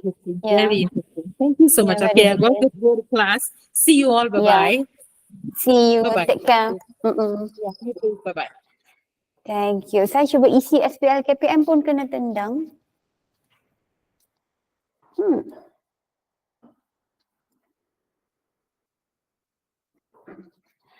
Those yang tak dapat isi SPL KPM nanti boleh contact kita ya. Boleh contact kita, boleh contact kami lah, saya sendiri ke grup kita nanti sebab ada yang lepas tu ada few 2 orang tu. Kita cuba tengok kenapa tak boleh sebab bila saya check tadi memang ada lagi kapasiti tak penuh lagi.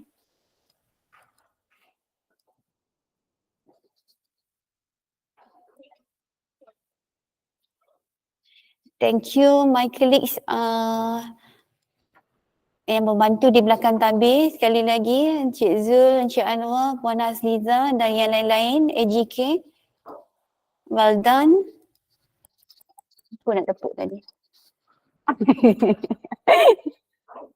Kan, nak contact siapa boleh contact saya. Saya share lah nombor ni.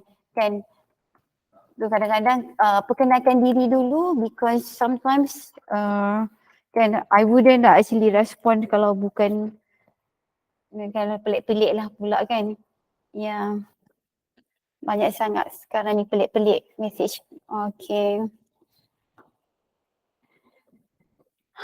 Dia kata memang tak boleh isi, telah mencapai jumlah sasaran peserta 300 orang. Menghubungi pihak Rusia. Okay, it's okay. Sebab chat tadi memang belum sampai lagi 250 baru tadi. Sebab dalam link kita, maybe yang masuk dekat stream tu juga. Kan Encik Anwar berapa orang stream sebenarnya? Stream? Oh, maksudnya all together we have around 400 plus participants. Okay, ramai lah. Alhamdulillah, okay, ramai. Thank you so much. Selamat Hari Raya. Encik Supian, Hadrid, thank you so much. Puan Rafizawati, sharekan link apa tu? Borang kehadiran dan penilaian. Ya, nanti dapat CJ tau. TJE set. Pengarah kita sign. Digital lah. Lain kali buat lagi macam ni, insyaAllah kita buat lagi. And we would actually try to find profesor. Kalau kita tengok tadi, Profesor Emeritus ni pun memang seorang yang sangat berpengalaman dari seorang guru, dari seorang pengetua, guru besar. Lepas tu dia juga nazir, lepas tu dia juga lecturer. Memang banyak pengalaman lah. Kan? Nak tutup dah? Nak balik dah? Okay kawan-kawan, saya punya rakan admin kita ni nak balik dah. That's why we actually started at 2 o'clock, not 2:30 PM. Kita tahu cikgu-cikgu nak balik lambat, tapi kita terpaksa start kedua. Tengok rakan kawan saya ni nak balik dah. Dia nak masak katanya. So kami akan tutup dulu. Harap ni semuanya okay. Thank you so much once again. Selamat Hari Raya. Balik kampung hati-hati memandu. Okay, bye-bye ya. Alhamdulillah, thank you so much. Thank you Encik Zul. Rustia terbaik, thank you, bravo. Okay. Assalamualaikum warahmatullahi wabarakatuh. Bye bye Puan Jaya, Puan Lau, Encik Liu, Puan Nuraini, bye bye.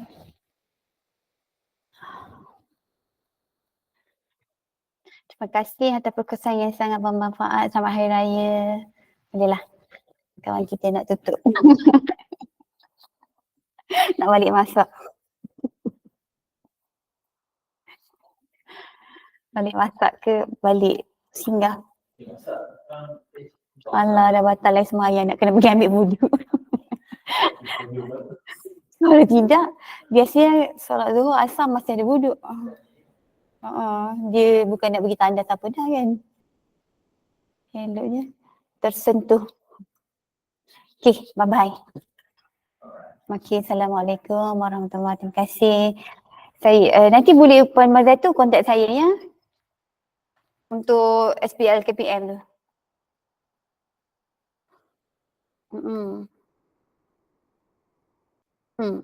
InsyaAllah kita bantu nanti. SPL KPM. Tak tutup. Nanti. Thank you. Thank you Syanwa. Pelik ni gambar-gambar ni.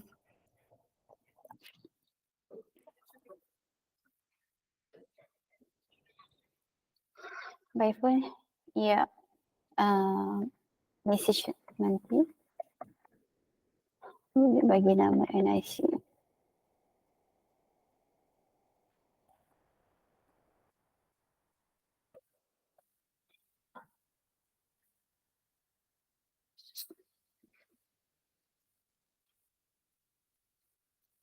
I'm not so sure the more questions.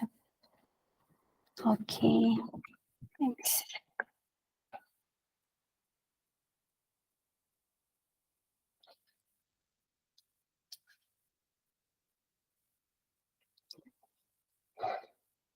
Allah.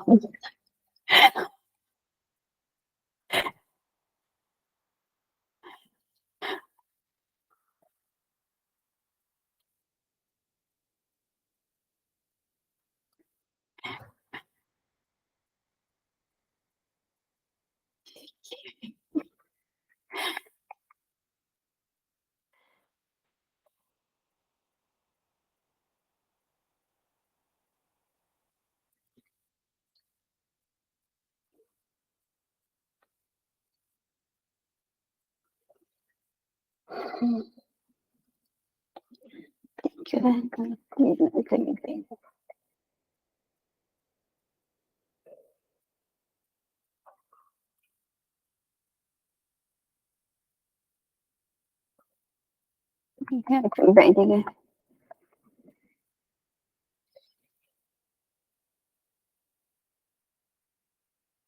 Sekejap ya.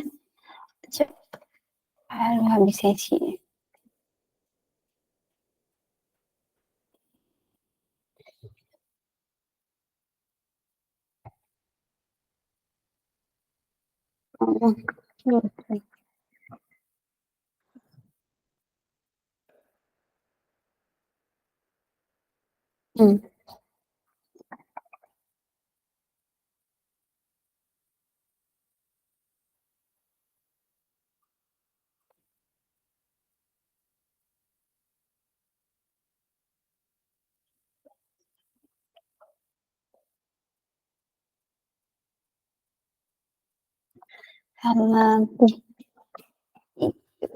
March.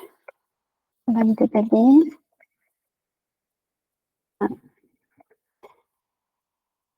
Kontaknya.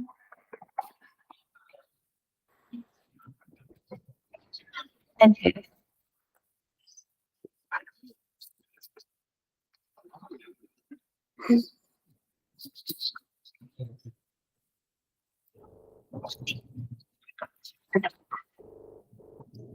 Assalamualaikum.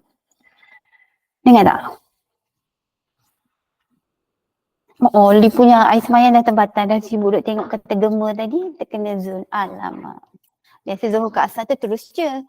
Kan? Malas nak tanya soalan seluruhnya. Sebab dia duk cerita bagi nak arak lah. Aku tanya juga satu. Ya, betul lah. Betul lah kan, tak apa. Tapi tak apa, sebab macam tadilah inklusif kan. So sama je dia kata nak kena tengok pandailah dia punya jawapan tu.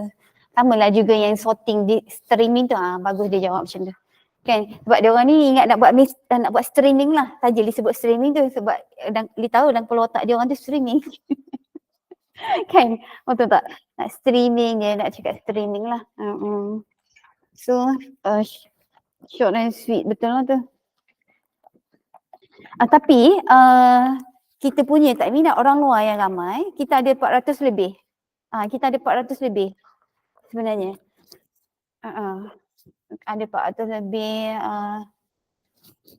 Ya, lepas tu yang nak share apa link orang nak baca tu pun susah. Dah terpaksa download bagi. Pelik kau setkan collaborator macam mana? Okey lah.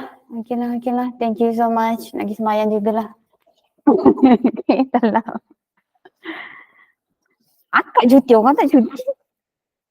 Nak tengok esok punya SPI tu Nak buat sedikit slide, nak letak SPI tu. Share. Kan? Tak, kan kita nak bagi tahu pasal kurikulum kita, ada apa kurikulum kita juga. Esok punya sesi.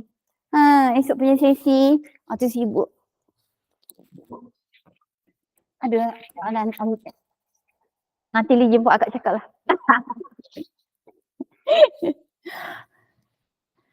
Masuk chat your phone.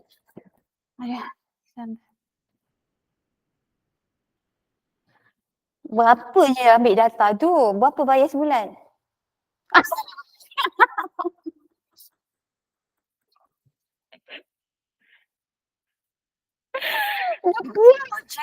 Patutlah tak data Lee punya pelik. Lee bayar dekat 100 punya telefon ni.